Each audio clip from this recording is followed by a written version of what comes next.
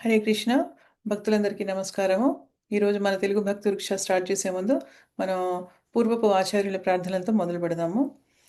ఓం అజ్ఞానతిమిరంధస్య జ్ఞానాంజనశలాకయా చక్షురున్మిలితం येन తస్మై శ్రీగురవే నమః.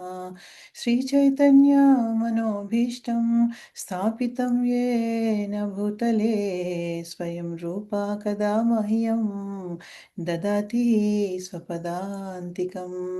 వందేహం శ్రీగురు శ్రీయుతపదకమలం శ్రీగురూన్ వైష్ణవాంశ్చ శ్రీరూపం సాగ్రజాతం సహగణ రఘునాథాన్వితం తం సజీవం సద్వైతం సావధూతం పరిజనసహితం కృష్ణ చైతన్యదేవం శ్రీరాధా కృష్ణపాదాన్ సహగణ లలితా श्रीविशाखान्वितांश्च।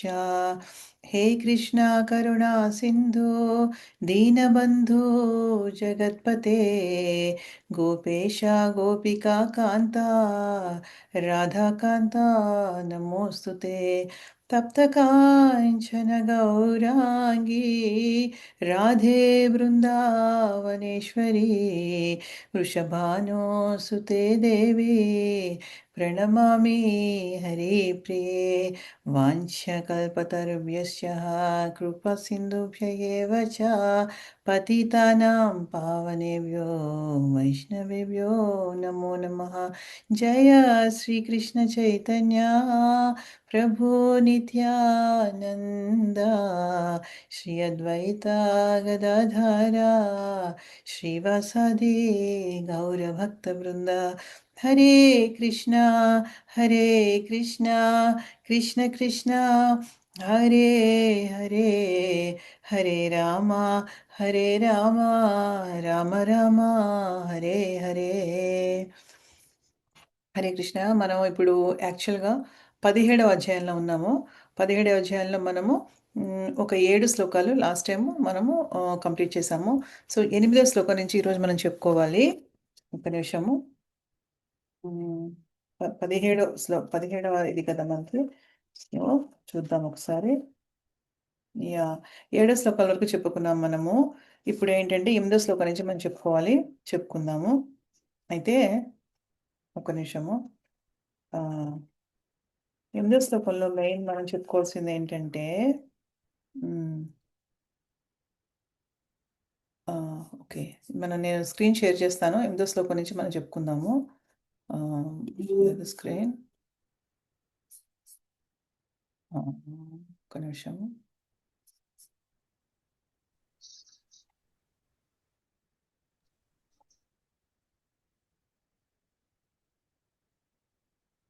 సో 17.8 చదువుతాము. ఇది బేసికల్గా ఈ చాప్టర్కి పేరు ఏంటి? చాప్టర్ పేరు మనకి మూడు గుణాల గురించి బేసికల్గా చెప్తుంది అనమాట. సత్వ రజస్ తమో గుణాల గురించి మనకు చెప్తున్నారు కదా. ఇప్పుడు మనం లాస్ట్ వీక్ మనము చాలా 7 శ్లోకాలు చదువుకున్నాము. ఇప్పుడు 8వ శ్లోకం నుంచి మనకి ఏం స్టార్ట్ అవుతుందంటే 3 గుణాలలో వ్యక్తులు తినేటువంటి ఆహారం గురించి చెప్తుంది అనమాట. ఇది 3 గుణాలలో ఉన్న వ్యక్తులు ఎటువంటి ఆహారాన్ని తీసుకుంటారు అంటే, సత్వగుణంలో ఉన్న వాళ్ళు ఎటువంటి ఆహారం తీసుకుంటారు, రజోగుణంలో ఉన్న వాళ్ళు ఎటువంటి ఆహారం తీసుకుంటారు, తమో గుణంలో ఉన్నటువంటి వాళ్ళు ఎటువంటి ఆహారం తీసుకుంటారు అన్న విషయాన్ని గురించి ఇక్కడ చెప్తుంది అనమాట. అయితే ఒక నిమిషం. అయితే ఇప్పుడు మనం ఇది చదువుదాము. 8వ శ్లోకము. ఆయుః సత్వ బలారోగ్య సుఖ ప్రీతి వివర్ధనాః. రస్య ఇది రష్యా అని పెట్టారు ఇక్కడ, తప్పు. రస్య సిగ్ధాః స్థిర హృదయ ఆహారాః సాత్విక ప్రియాః. అయితే సత్వగుణమునందున్న వారికి ప్రియమైన ఆహారంలో ఆయుః ప్రమాణంను వృద్ధి చేస్తాయి అని చెప్తున్నారు ఇక్కడ.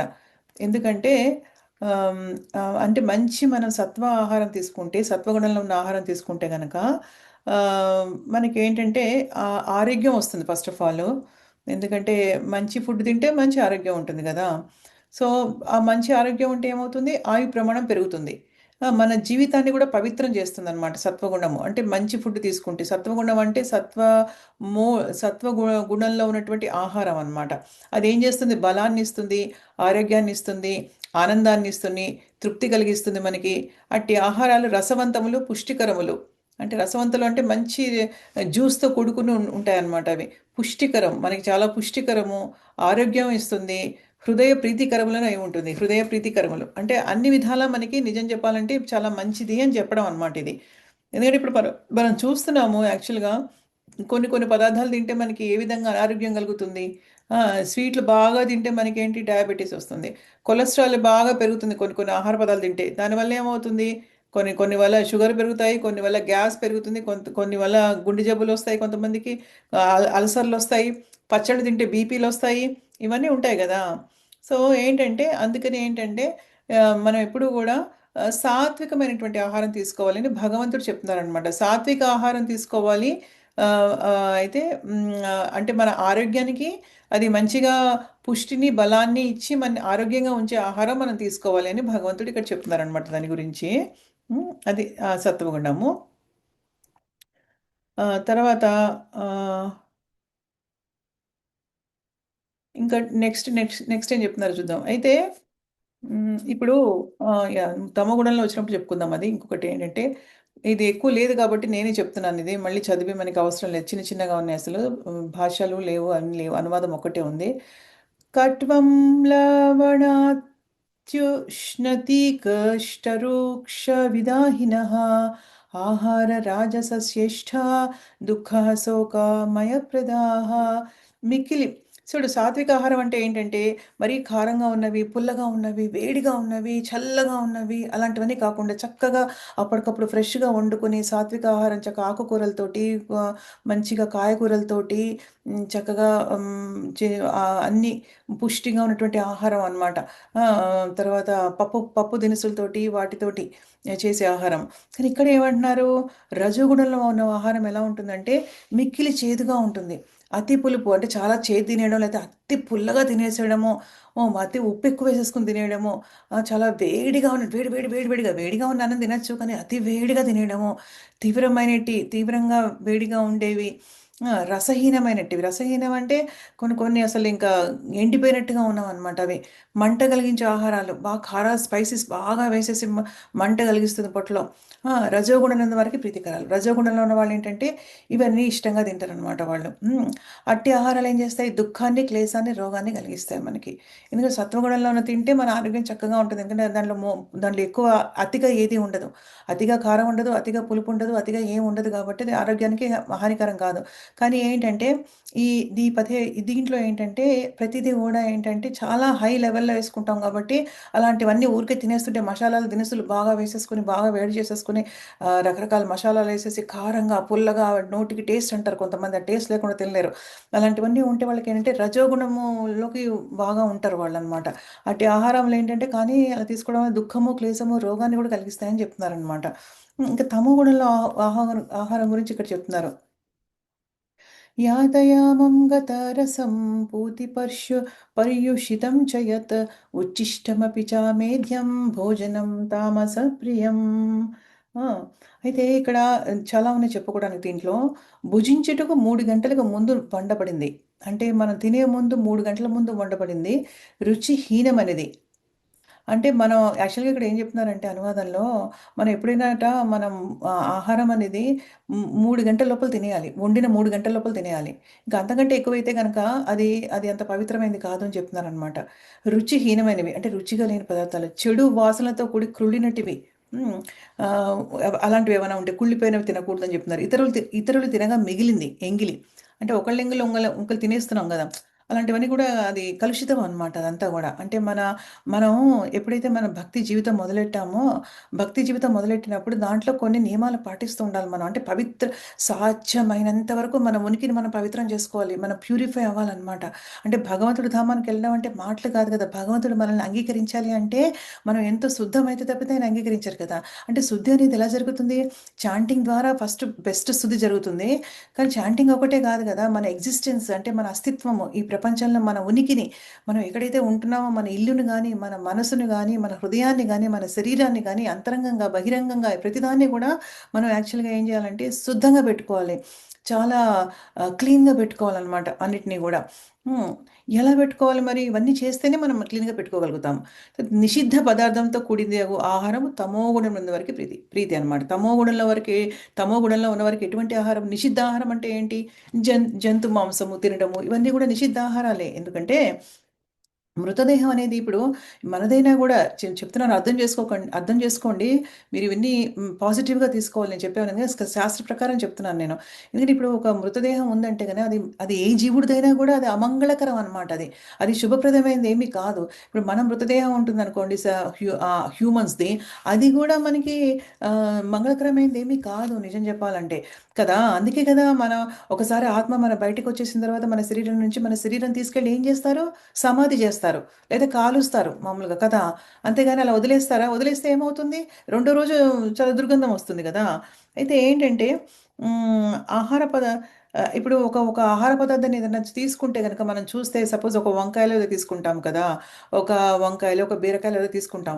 తీసుకుంటే దాన్ని తినేస్తే మనకేమన్నా వస్తుందా? రాదు కదా! టేస్ట్ రాదు. దాన్ని వండి, దాన్ని శుభ్రంగా కడిగి, దాన్ని ముక్కలు జేసి, దాన్ని మళ్ళీ పొయ్యి మీద పెట్టి, పోపేసి, దాంట్లో రకరకాల పొడులేసి, ఆ కూర జేస్తే అప్పుడొస్తుంది టేస్ట్. కదా! సో, దానికి కాదు. సో, అన్నీ వేసి చేస్తేనే గనక మనకి చాలా రుచిగా ఉంటుంది. అలాగే మృతదేహానికి కూడా ఏమి రుచి ఉండదు కదా! మృతదేహాన్ని మనం వేరే జీవి యొక్క మృతదేహాన్ని తీసుకొచ్చి మన ఇంట్లో వండుకున్నామే అనుకోండి, అసలు మృతదేహాన్ని ఇంటికి తీసుకురావడమే అమంగళకరము. దాని పవిత్రత అనేది పోతుంది మన ఇంట్లో అన్నమాట. అయితే ఎందుకంటే మృతదేహాలకి మనం వెల్కమ్ చెప్పం ఎప్పుడు గూడా మన ఇంట్లోకి. అంటే మనకు తెలీదు గదా! ఇప్పటివరకు మనకి తెలీదు మన లైఫ్‌లో. అంటే మన పెద్దలు, మన హెరిడిటరీ, మన వంశపారపర్యము, మన పేరెంట్స్, మన గ్రాండ్ పేరెంట్స్ వాళ్ళందరూ పాటిచ్చింది మనం గూడా పాటిచ్చేస్తున్నాం. కానీ వాళ్ళందరికీ లేని అవేర్‌నెస్ అంటే ఒక తెలుసుకునేది మీకుంది మీ అందరికి. మనకందరికీ ఉంది. ఇప్పుడొచ్చింది ఒక అవకాశం గదా! కాబట్టి దీని గురించి చర్చించడం చాలా ఇంపార్టెంట్. ఇమ్మీడియేట్‌గా డెసిషన్ లేకపోయినా మనసులో అది మనకి పడుతుందనమాట. ఎందుకంటే మృతదేహం అనేది అపవిత్రమైనది. అది జంతు మృతదేహమైనా గూడా, మానవుల మృతదేహమైనా గూడా అసలు మానవుల మృతదేహమే అపవిత్రమైతే దాన్ని తీసుకెళ్ళి ఎందుకు శ్మశానంలో పడేస్తారు మనం? తీసుకెళ్ళి కాల్చడం ఏదో చేస్తారు గదా! ఎందుకు చేస్తారు? ఇంట్లోనే పెట్టుకోవచ్చు పవిత్రమైతే గదా! కానీ పవిత్రం కాదు గాబట్టి తీసుకెళ్ళి దాన్ని ఇంకా అయిపోయింది దీని పని అని చెప్పి చేస్తారు. మరి మానవ మృతదేహమే అంత అపవిత్రమైతే గనక, అమంగళకరమైతే గనక మరి జంతు మృతదేహాలు ఎంత అమంగళకరంగా ఉంటాయి. ఎస్పెషల్లీ మన భక్తియుత జీవితంలో ఉన్నప్పుడు మనం ఏం చేయాలంటే మనం మనం ఎంత పవిత్రంగా మన సర్కమ్‌స్టాన్సెస్ అంటే మన చుట్టుపక్కల ఎన్విరాన్మెంట్ గాని విషయం ఎవరు? మన చుట్టుపక్కల రత్నమాల మాతాజీ. మన చుట్టుపక్కల ఎన్విరాన్మెంట్ గానీ, మనది ఏదైనా గూడా మనం ఏం జేయాలంటే చాలా అతి శుభ్రంగా పెట్టుకోవాలి. అతి క్లీన్‌గా పవిత్రంగా చాలా పవిత్రంగా పెట్టుకోవాలన్నప్పుడు మనం ఇలాంటివన్నీ కూడా తీసుకొచ్చినా గూడా మరి అపవిత్రం అవుతాం అన్నమాట. హ్మ్. ఇప్పుడు ఇంకొకటేంటంటే మనకి నాలుకనేది చాలా ఇంపార్టెంట్. లాస్ట్ టైమ్ గూడా కొంచెం చర్చించాము గదా! మన నాలుకతో 2 పనులు చేస్తామంటే చక్కగా చెప్పారు మీరు ఏవేంటి అంటే మనం మాట్లాడతాము, మనం తింటాము కదా! ఈ 2 గూడా ఎక్కడున్నాయి మనకి? మన శరీరంలో పై భాగంలో ఉన్నాయి మనకి. ఇక్కడ పైన మూతి దగ్గర ఉన్నాయి కదా! 2 కూడా. ఆ కింద ఈ పై భాగంలో ఈ 2 యాక్షన్స్ ఏవైతే నాలుకవి, మూతిది ఏదైతే ఉందో మన నోరుది, ఆ 2 గనుక మన కంట్రోల్‌లో పెట్టుకోగలిగితే ఇంక మిగతా మన ఒకటే లైన్‌లో ఉన్నాయి అన్నీ. మన ఉదరము, తర్వాత మన జెనిటల్స్ అన్నీ కూడా ఒకటే లైన్‌లో ఉన్నాయి. పైనుంచి కిందకిస్తే అన్నీ ఒకటే లైన్‌లో ఉన్నాయి గదా! సో, ఏంటంటే ఫస్ట్ మనం నాలుకని గనక శ్రీల రూప గోస్వామి గారు ఉపదేశామృతంలో ఏం చెప్పారు అంటే, వాచో వేగం, మనసా క్రోధ వేగం, జిహ్వ వేగం, ఉదరోపాస్త వేగం అని చెప్పారనమాట. హ్మ్. అంటే మన మనసుని వాచో వేగం అంటే మనం వాక్కుని, మన స్పీచ్ ఇప్పుడు అది కూడా వస్తుంది మనకి ఇప్పుడు వచ్చే శ్లోకాల్లో. మన స్పీచ్, మన మాటల్ని కంట్రోల్‌లో పెట్టుకోవాలి. మన నాలికని కంట్రోల్‌లో పెట్టుకోవాలి. అప్పుడు మన వాచో వేగం, క్రోధ వేగం మనసులో ఉన్నట్టు క్రోధాన్ని కూడా అదుపులో పెట్టుకోవాలి. తర్వాత ఉదరోపాస్త వేగం ఉదరాన్ని కూడా కంట్రోల్‌లో పెట్టుకోవాలి. అప్పుడు నెక్స్ట్ మన జెనిటల్స్ కూడా మనకి కంట్రోల్‌లో ఉంటాయి గానీ, లేకపోతే చాలా కష్టము. ఇప్పుడు మనం మాట్లాడడం అనేది ఏంటంటే ప్రతిరోజు చేస్తూనే ఉంటాం గదా! ఆ! ఈ 2 మనం తినడం గూడా ప్రతిరోజు చేస్తాం. ప్రతిరోజు మనం చేసే యాక్టివిటీ ఏంటి? మనం మాట్లాడటము, మనం తినడం. ఈ రెంటిని గనక మనం సక్రమంగా పెట్టుకుంటే మన మనసు నిజంగా చాలా బావుంటుంది. ఇప్పుడు మనం తినే ఆహారాన్ని మనం మనం గనక అసలు భక్తియుక్త సేవ అంటే ఏంటంటే, మనం ఒక రెగ్యులర్‌గా ఒక ఒక జీవితాన్ని గడపడం అన్నమాట. దాని ద్వారా మన ఒక ఉనికిని మనము పవిత్రం చేసుకోవడము. అయితే ఇప్పుడు మనము మనం భగవంతుడికి గనక ప్రతిరోజు భగవంతుడికి అర్పించినటువంటి ఆహారాన్ని మనం ప్రసాదంగా సేవించి, భావించి తింటే గనక దానికొక మహత్యం అంటూ ఉంటుంది. దానికొక పవిత్రత అంటూ ఉంటుంది. దాని ద్వారా ఒక మన ఆత్మ అనేది నర్చర్ చేయబడుతుంది. అంటే దాని ఏమంటారు, నరిషర్‌ని తెలుగులో ఏమంటారంటే ఆత్మని అది ఏమో నాకు నరిషర్ అనే వర్డ్ తెలీదు. నరిష్ చేస్తూ ఉంటుందన్నమాట ఆత్మనది నిజంగా. సో, అది చాలా పవిత్రమైనటువంటి కార్యం అన్నమాట. హ్మ్. ఆహ్ అయితే ఇప్పుడు చాలామంది అంటారనమాట. అంటే మనం ఇప్పుడు చూడండి, మన జీవితంలో మనం చూస్తే గనక, మనం తర్వాత మాట్లాడడం గూడా ఏంటంటే, మనము ఇప్పుడు తినడం ఒకటి అయితే, ఈ తినడం విషయంలో ఏంటంటే, మనము భగవంతుడు ఏదైతే మనకి మానవులకి కొన్ని ఇచ్చాడు. ఇప్పుడు భాగవతంలో ఒక శ్లోకం చెప్పబడింది. ఏంటంటే, బ్రతకడం కోసము ఒక జీవి ఇంకొక జీవికి ఆహారం అవుతుంది అని భాగవతంలో భగవంతుడు చెప్పారు. అంటే కాళ్ళు లేని జీవి, కాళ్ళు ఉన్న జీవికి ఆహారం. చేతులు లేని జీవి, చేతులు ఉన్న జీవికి ఆహారం. ఆ! అలా ఏ ప్రాణి అయినా గూడా ఏంటంటే, ఇప్పుడిప్పుడు పాముంటుంది, కప్పను తింటుంది. దానికి కర్మేమీ లేదు. ఎందుకంటే పాము కప్పల్ని తిని బతకాలని భగవంతుడు పెట్టాడు. అలాగే ఒక సింహం ఉంటుంది, ఒక పులి ఉంటుంది, ఒక జింకని చంపి తింటుంది. దానికి అలాగే పెట్టాడు భగవంతుడు. అలాగే ఏంటంటే ఆహ్, ఎవరికి వారికి కావాల్సినటువంటి నిర్దిష్టమైనటువంటి ఆహారం భగవంతుడు ఇచ్చాడు ఈ ప్రపంచంలో. ఇప్పుడు కాయగూరలు అవన్నీ ఉంటాయి కదా! మనం ఆలోచిస్తే గనక ఇప్పుడు మామూలుగా మానవులు ఏం తింటారు అని చెప్పాడంటే భగవంతుడు, పళ్ళు, పాలు, పప్పు దినుసులు, కాయగూరలు ఇవన్నీ తినాలని చెప్పాడు. ఇప్పుడు మనం చెట్టు చూసుకుంటేనండి, మనం వంకాయలో, బెండకాయలో చెట్టు నుంచి తెంపాం. చెట్టేమి విలవిల్లాడటంలే గదా! అదేమైనా ఇలా వణికిపోయి దాని ప్రాణం పోయి అలా జరగట్లేదు గదా! అది అది ఒక కాయ కోయంగానే ఇంకొక కాయ పూత వస్తుంది మళ్ళీ దానికి. కాబట్టి దాంట్లో మనము ఒక ప్రాణికి నష్టం చేయడం గానీ, ఒక ప్రాణి విలువలా కొట్టుకుంటుంటే మనం దాన్ని బాధ పెట్టిన వాళ్ళం కానీ అవ్వట్లేదు మనం అక్కడ. కానీ ఇక్కడ ఏం జరుగుతోంది ఇప్పుడు మనకి, ఒక జీవి నుంచి అవి రక్తం గూడా రావు గదా! ఇప్పుడు ఒక యాపిల్ పండు ఒక చెట్టు నుంచి కోస్తే దానికి రక్తం రావడం గానీ, అది ఇలా విలవిలా కొట్టుకోవడం గానీ అవన్నీ జరగవు. కానీ ఆలోచించండి, ఒక జీవిని గనక మనం చంపి తింటుంటే ఆ జీవి విలవిలా కొట్టుకుంటుంది. రక్తం వచ్చేస్తుంది. ప్రాణం పోయే స్టేజ్‌లో ఎంత విలవిలా కొట్టుకున్నది అది మరణ బాధ. ఆ మరణ బాధనేది మనం ఒక జీవికి కలగజేస్తున్నాం యాక్చువల్‌గా కదా! అది అది చాలా మన జీవితానికి ఆహ్, ఏంటంటే అది పాపము ఒక చేప అయినా, ఒక కోడి అయినా, ఏదైనా అది దాన్ని చంపుతున్నప్పుడు, ఒక మేకనైనా ఏదైనా చంపుతున్నప్పుడు బిలబిల్లాడుతుంది. ప్రాణభయంతో అరుస్తూ ఉంటుంది నిజంగా. చచ్చిపోయేటప్పుడు అరిచే ప్రాణభయంతో అరిచే అరుపు ఎంత దీనంగా ఉంటుందంటే, అంత దీనంగా ఉంటుంది. అది ఎవరైనా సరే, మనుషులైనా సరే, మనిషిని చంపేస్తున్నారు గదా! ఇప్పుడు రోడ్ల మీద. మనం చాలా చూస్తున్నాం పొద్దున్న లేచిన నుంచి. వాళ్ళని చంపినా గూడా వాళ్ళకి కూడా అదే ప్రాబ్లమ్ వస్తుందనమాట. సో, అందుకని ఒక్కొక్కసారి బ్రతికున్న చేపను గూడా చంపేస్తారట అది.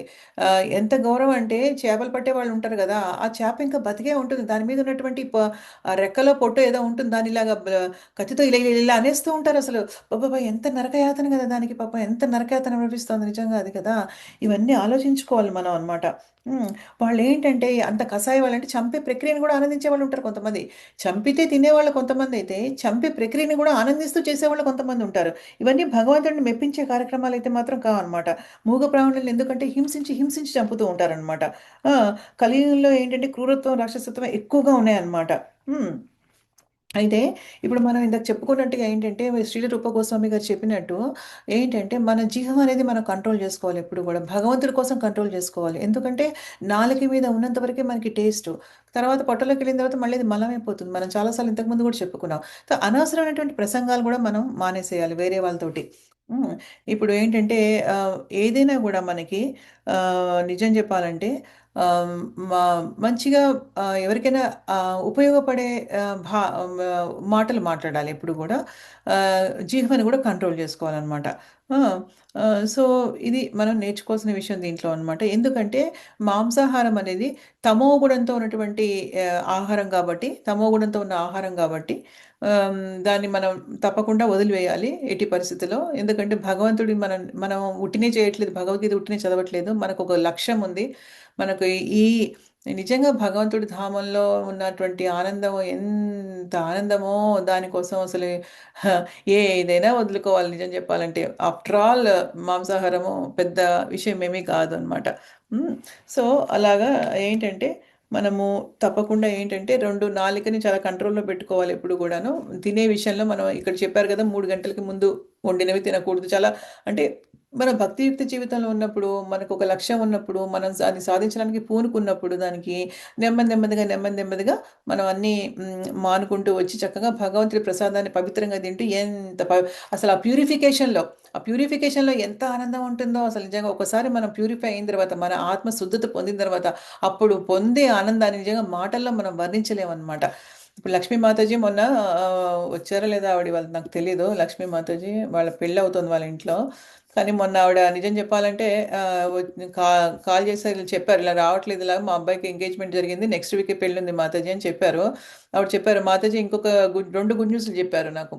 ఆ, చాలా హ్యాపీ ఫీల్ అయ్యారు ఆవిడ. వాళ్ళ అబ్బాయి పెళ్ళి కొంచెం లేట్ అయినా మంచిగా కుదిరింది అని. ఆవిడ ఇంకొకటి చెప్పారు ఏంటంటే, నేను 70% మాంసాహారం మానేశాను మాతాజీ, గత 6 నెలల్లో నేను 2-3 సార్లు తిన్నాను అంతే.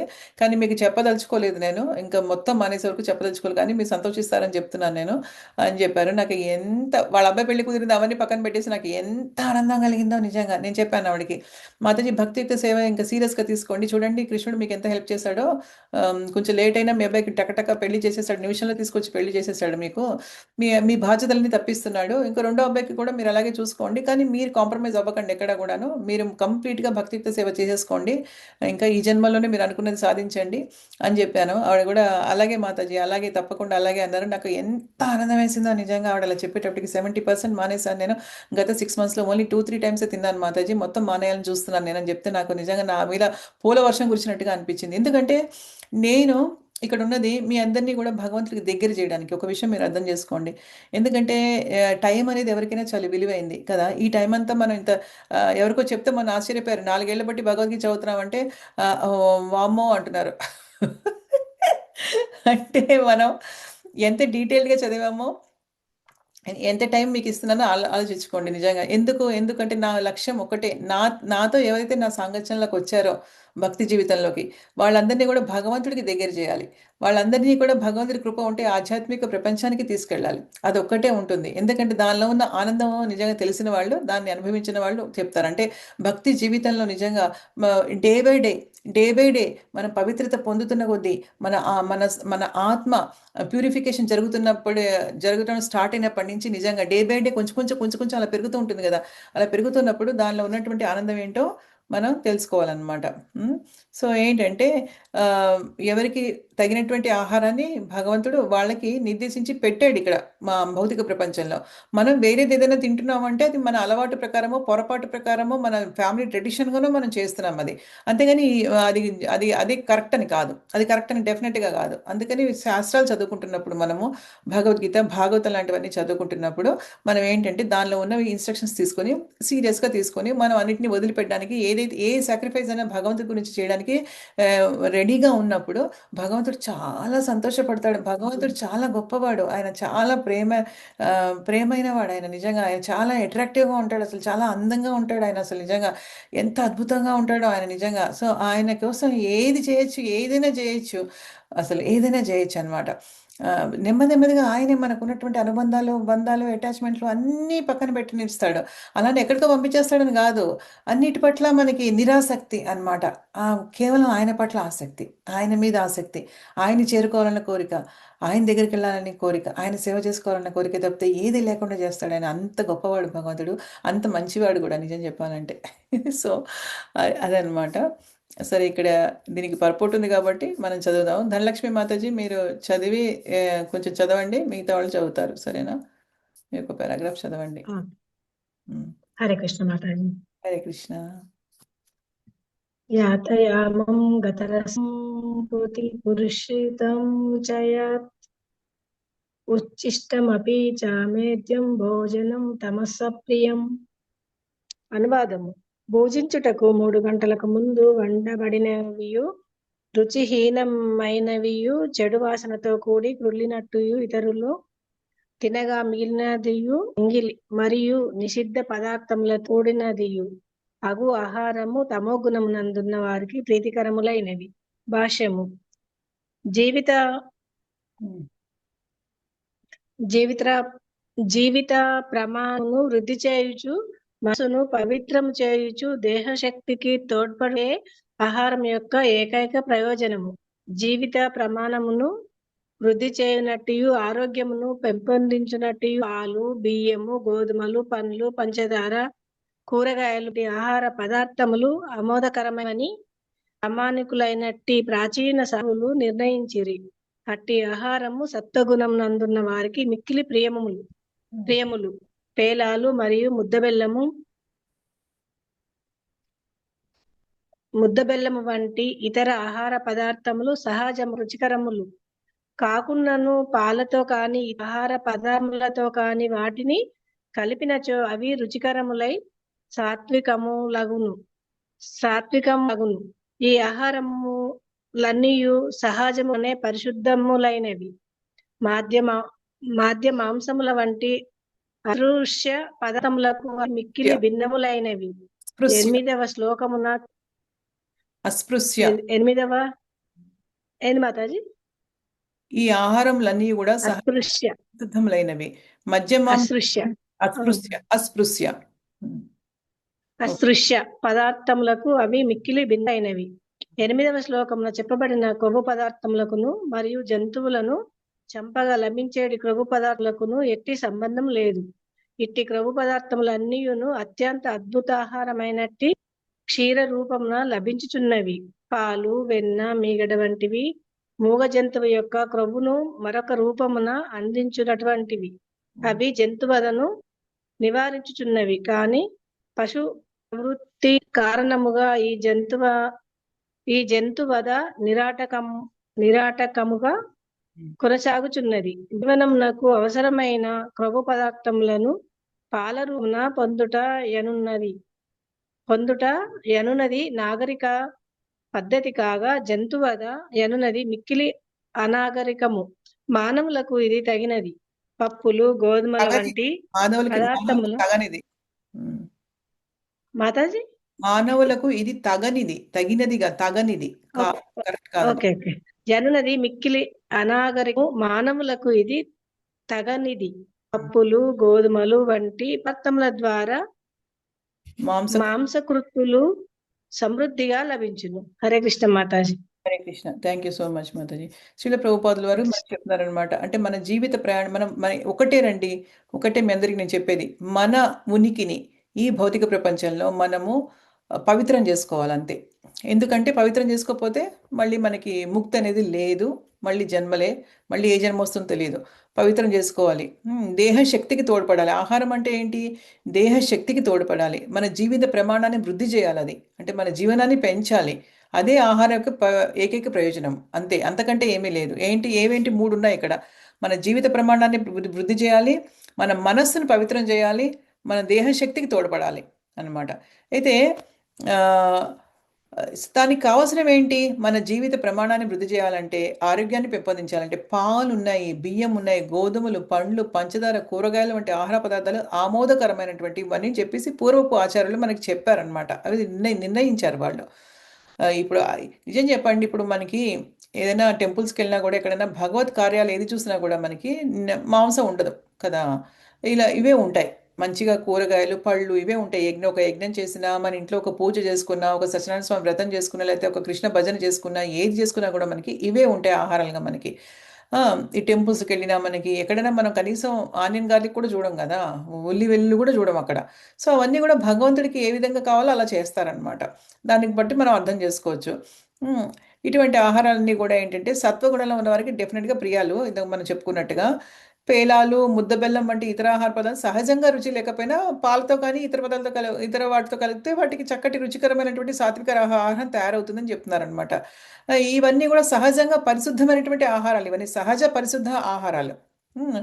సో మధ్య మాంసాలు ఏవైతే ఉన్నాయో వాటికి భిన్నాలు ఇవన్నీ కూడా అన్నమాట. అయితే కొంతమంది అనుకుంటారనమాట ఏంటంటే జంతువులి ఒక శరీరం గనక మనం తింటే గనక దానికి ప్రోటీను, కొవ్వు వస్తుంది, మంచి కొవ్వు వస్తుంది, ప్రోటీన్ వస్తుంది అవన్నీ చెప్పి. కానీ పావు పాలు అవన్నిట్లో కూడా అదే ఉంది అని చెప్తున్నారనమాట క్షీర ప్రభుపాదుల వారు అనమాట. సో ఆ విధంగా కూడా మనకి లభిస్తుంది, మనం ఈ విధంగానే చేయక్కర్లేదు అని చెప్తున్నారనమాట. దాన్ని దాన్ని వంకగా పెట్టుకుని ఇప్పుడు చాలామంది నేను చూస్తున్నాను యాక్చువల్గా మామూలుగా బ్రాహ్మణ కులంలో పుట్టిన వాళ్ళు కూడా చికెన్ అంటే ప్రోటీన్, వాళ్ళకి ప్రోటీన్ అంట. అంటే అది నాకు వేరే వాళ్ళు తింటే పర్వాలేదు, కానీ బ్రాహ్మణులై ఉండి బ్రాహ్మణ కులంలో పుట్టి కూడా చికెన్ ప్రోటీన్ అని తినేవాళ్ళు మా ఫ్యామిలీస్లోనే ఉన్నారు. చికెన్ ప్రోటీన్ అంట, అంటే చికెన్ ప్రోటీన్ అంటే చికెన్ అనేది అంటే ఒక జీవి, అది ఆ జీవి, ఆ జీవి శరీరం మనకి ప్రోటీన్ అయితే రేపొద్దున మన శరీరం దానికి కూడా ప్రోటీన్ అవుతుంది. ఆ చిన్న కాన్షియస్నెస్ మిస్ అయిపోతుంది అక్కడ, ఆ చిన్న జ్ఞానం అనేది రావట్లేదు అనమాట. ఎందుకంటే ఊరికే మనకి భగవంతుడు ఏమంత అథారిటీ ఇచ్చేయలేదు, మన జీవుల్ని చంపి తినేంత అథారిటీ మనకి ఏమి ఇవ్వలేదు భగవంతుడు. ఆయన ఎందుకు ఇస్తాడు? ఆయన బిడ్డలం అందరం కూడా. ఇప్పుడు మనం తెలుసుకుంటాం కదా, భగవద్గీత ద్వారా మనం తెలుసుకుంటున్నాం కదా, అందరూ ఆయన బిడ్డలే. వేరే జీవులైనా వాళ్ళ బిడ్డ, వేరే రూపం వచ్చినా వాళ్ళు కూడా ఆయన ఆయన ఒక పిల్లలే. సో తన పిల్లల్ని ఒక ఒక పిల్లోడు వేరే పిల్లోడిని చంపి తింటుంటే ఆయన ఏమీ సహించలేడు కదా. సో కానీ ఏంటంటే ఆ, దానికి అందుకనే లా ఆఫ్ కర్మ పెట్టాడు ఆయన. ఎందుకంటే పనిష్మెంట్ ఇస్తాడు ఆయన, శిక్ష ఇస్తాడనమాట. ఇప్పుడు శిక్ష అనేది లేకపోతే ఇంకా విచ్చలవిడిగా అయిపోతారు కదా అందరూ కూడాను, ఎవరి ఇష్టం వచ్చినట్టు వాళ్ళు బతికేస్తారు కదా. ఇంకా లా ఆఫ్ కర్మ అనేది పెట్టకపోతే భగవంతుడు, ఇంకా ఈ కిల్లింగ్ ఇవన్నీ చంపడాలు ఇవన్నీ ఎక్కువైపోతాయి ఇంకా. సో ఏంటంటే మళ్ళీ మళ్ళీ అలా కర్మ అనేది పెట్టాడు మళ్ళీ రివర్స్లో మనకి రావడానికి అనమాట. సో ఇలాగా చాలా జాగ్రత్తగా ఉండాలి. మన జీవితంలో మనము అన్ని తెలుసుకుని మనం చాలా జాగ్రత్తగా మనం శుద్ధమైనటువంటి జీవితాన్ని గడపాలి. మనం చాలా ప్యూర్ లైఫ్ లీడ్ చేయాలి మనం అనమాట. భగవంతుడి ధామానికి వెళ్ళాలనుకుంటే మాత్రం ప్యూర్ లైఫ్ లీడ్ చేయాలి. లేదు మనం బద్దకించామా ఈ జన్మలో, ఇంతవరకు వచ్చిన తర్వాత కూడా ఇంత ఇంత సాంగత్యం దొరికినా కూడా మీకోసం స్పెషల్గా భగవంతుడు నన్ను ఏర్పాటు చేసిన నన్ను అపాయింట్ చేసినా కూడా మనం లైట్ తీసుకున్నాం అనుకోండి, వేస్ట్ కదా అంతా కూడా. ఇదంతా మీరు ఏదైతే చేశారో ఇప్పటివరకు అటెండ్ అయిందంతా గుడు కర్మ కిందకు వచ్చేస్తుంది అంతే.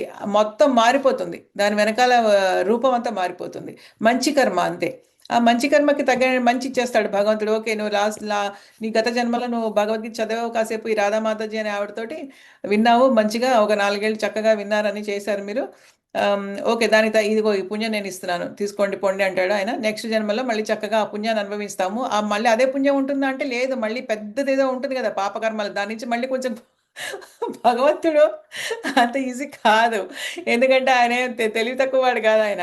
మన ఇక్కడి నుంచి ఎలా తీసుకెళ్లాలని ఆలోచిస్తూ ఉంటాడు ఆయన. మనకు అంత సుఖం ఏమి ఇచ్చేయడు, సుఖం ఇచ్చినట్టే ఇస్తాడు, పక్కన దుఃఖాలు కూడా ఇస్తాడనమాట. ఎందుకంటే మనకు ఒక పెద్ద కొండ పెట్టుకుంటాడు ఆయన దగ్గర, పాపకర్మ కొండ ఉంటుంది కదా, సంచిత పాపకర్మ అంటారు. దానిలోంచి ఈ జన్మలో కొంచెం ఇచ్చాడు మనకి, ఇంకా నెక్స్ట్ జన్మలో ఎంత ఇస్తాడో ఆయన ఇష్టం అనమాట. సో దాన్ని కూడా ఇస్తూ ఉంటాడు. మళ్ళీ సుఖం ఏదైతే ఇస్తాడో దాన్ని అనుభవించే క్రమంలో మళ్ళీ పాపాలు, మళ్ళీ దానికి మళ్ళీ శిక్షలు. అంతే, ఇది ఇలా జరుగుతూనే ఉంది, ఎప్పటి నుంచో జరుగుతూనే ఉంది. మళ్ళీ ఇప్పుడు కూడా అదే జరిగేటట్టుగా చూసుకోకుండా మనం చాలా తెలివిగా ఉండి చాలా మన లక్ష్యాన్ని టక్మని సాధించాలన్నమాట. ఇదే జన్మలో మనం ఎంత కష్టమైనా సరే, అసలు కష్టం ఏంటి, కష్టం ఏమీ లేదు. మనం ఏమన్నా వెళ్తున్నామా ఎక్కడికన్నా, అడవుల్లోకి వెళ్ళిపోతున్నామా, వెళ్ళమన్నాడా భగవంతుడు? అన్ని మానేసి గాలి తిని బతకమన్నాడా? సాధువుల్లాగా, జ్ఞానయోగుల్లాగా, అష్టాంగ యోగుల్లాగా ఏమైనా తినమని బతకమన్నాడా మనల్ని? ఏం లేదే అలాగా. నువ్వేం తినకు, నువ్వు చలి అయినా ఎండ అయినా సరే, నేను లేకపోతే మనల్ని ఏమన్నా చల్లగా శీతల దేశంకి వెళ్ళి సముద్రంలో మునిగి అక్కడ ఏమైనా తపస్సులు చేయమన్నాడా? అది లేదు. లేకపోతే ప్రతిరోజు ఉపవాసం ఉండి ఓన్లీ నువ్వు పాలే సేవించు అన్నాడా? లేకపోతే ఒక పండే తిని బతుకు ప్రతిరోజు అన్నాడా? అది లేదు. ఏమైనా ఫ్యామిలీని వదిలేసి వెళ్ళిపోమన్నాడా? అది లేదు. భగవంతుడు ఎంత మంచివాడంటే, ఎంత సహృదయుడు అంటే, ఎంత ప్రేమ అంటే మనందరి పట్ల నిజంగా. మనం ఇంట్లో మనం హ్యాపీగా కూర్చుని కేవలం కొన్ని నియమాలు పాటించడం ద్వారా, ఆయన నామం జపించడం ద్వారా ఆయన దగ్గరికి తీసుకెళ్తాను అని చెప్తున్నాడు మనకి. మరి అంత మంచి తండ్రి ఎవరికైనా దొరుకుతాడా మరి నిజంగా అసలు? ఎందుకంటే భగవంతుడు ధామం అంటే ఇది మన ఇంట్లో, మన మెటీరియల్ వరల్డ్లో, ఈ భౌతిక ప్రపంచంలో మన తండ్రి గారి ఇంటికి వెళ్ళినట్టు కాదు అక్కడ. అదేంటంటే అక్కడ అక్కడ చాలా చాలా అసలు మనకి నిత్యమైనటువంటి శాశ్వతమైనటువంటి జీవితాన్ని, ఆనందకరమైనటువంటి జీవితాన్ని, నిత్యమైన శాశ్వతమైన ఆనందకరమైనటువంటి జీవితాన్ని ఆధ్యాత్మిక శరీరంతో మనం అనుభవించే అదృష్టాన్ని కలగజేస్తాడు భగవంతుడు. ఎంత గొప్ప వరం నిజంగా. అది సాధించాలంటే అంత ఈజీ కాదు, చాలా సింపుల్. కానీ మనకి బలహీనతలు, మన మైండ్ మనకి కరెక్ట్గా ఉండదు, మనం వదులుకోలేం, మన ఎంజాయ్మెంట్ మనం వదులుకోలేం, మన ఇంద్రియ తృప్తి మనం మానుకోలేం. అక్కడ వచ్చింది ప్రాబ్లం అనమాట. కానీ ఒకరోజు టైం తీసుకుని మనం వీటన్నిటి గురించి ఆలోచించుకొని మనం తప్పకుండా మనం దాని నుంచి మన బలహీనతలన్నింటి పక్కన పెట్టి భగవంతుడి కోసం తప్పకుండా మనం ప్రయత్నం చేయాలన్నమాట ఆయన దగ్గరికి వెళ్ళడానికి. కమల కుమారి మాతాజీ చదువుతారా? హరే కృష్ణ మాతాజీ. హరే కృష్ణ. బాగున్నారా? చదువుతాం. బాగున్నారా అంటున్నా. బాగున్నా మాతాజీ. నెట్ బ్రేక్ అవుతుంది. నెట్ బ్రేక్ అవుతుందా? ఎలా మాతాజీ, మీరు నెట్ బ్రేక్ అవ్వకుండా చూసుకోవాలి మీరు, ఎందుకంటే ఇప్పుడు ఊర్లో ఉన్నప్పుడల్లా ప్రాబ్లం అయితే కష్టం కదా. ఏమన్నా దానికి పాసిబిలిటీ ఎక్కువ ఉంటుందా? రోజులు మాతాజీ. తక్కువ రోజులే కదా, ఊర్లో తక్కువ రోజులే ఉండేది. ఓకే, ఊర్లో ఉండేది తక్కువ రోజులే. శ్లోకం కూడా పెడతారా మాతాజీ? యాతయామం గతరసం పూతి పరిశీతం ఛాయత్ ఉచ్చిష్టమపి చామేద్యం భోజనం తామస ప్రియం. అనువాదము: భుజించుటకు 3 గంటల ముందు వండబడినవి రుచిహీనమైనవయు చెడు వాసనతో కూడి కృళినటియు ఇతరులు తినగా మిగిలినదియు ఎంగిలి మరియు నిషిద్ధ పదార్థంతో కూడినదియగు ఆహారము తమోగుణమునందున్న వారికి ప్రీతికరములైనవి. భాష్యము. భాష్యం, సారీ, భాష్యం చదవండి. అది భాష్యం కాదు, భాష్యం ఇక్కడి నుంచి చదవాలి. అవును మాతాజీ, 2వ పేరా నుంచి. అతిగా చేదైనట్టు, అతిగా ఉప్పుగా ఉన్నట్టు, అతిగా వేడి లేదా అతిగా కారంతో కూడినట్టు రజోగుణ ఆహారములు ఉదరమునందలి రాక్షస పొరను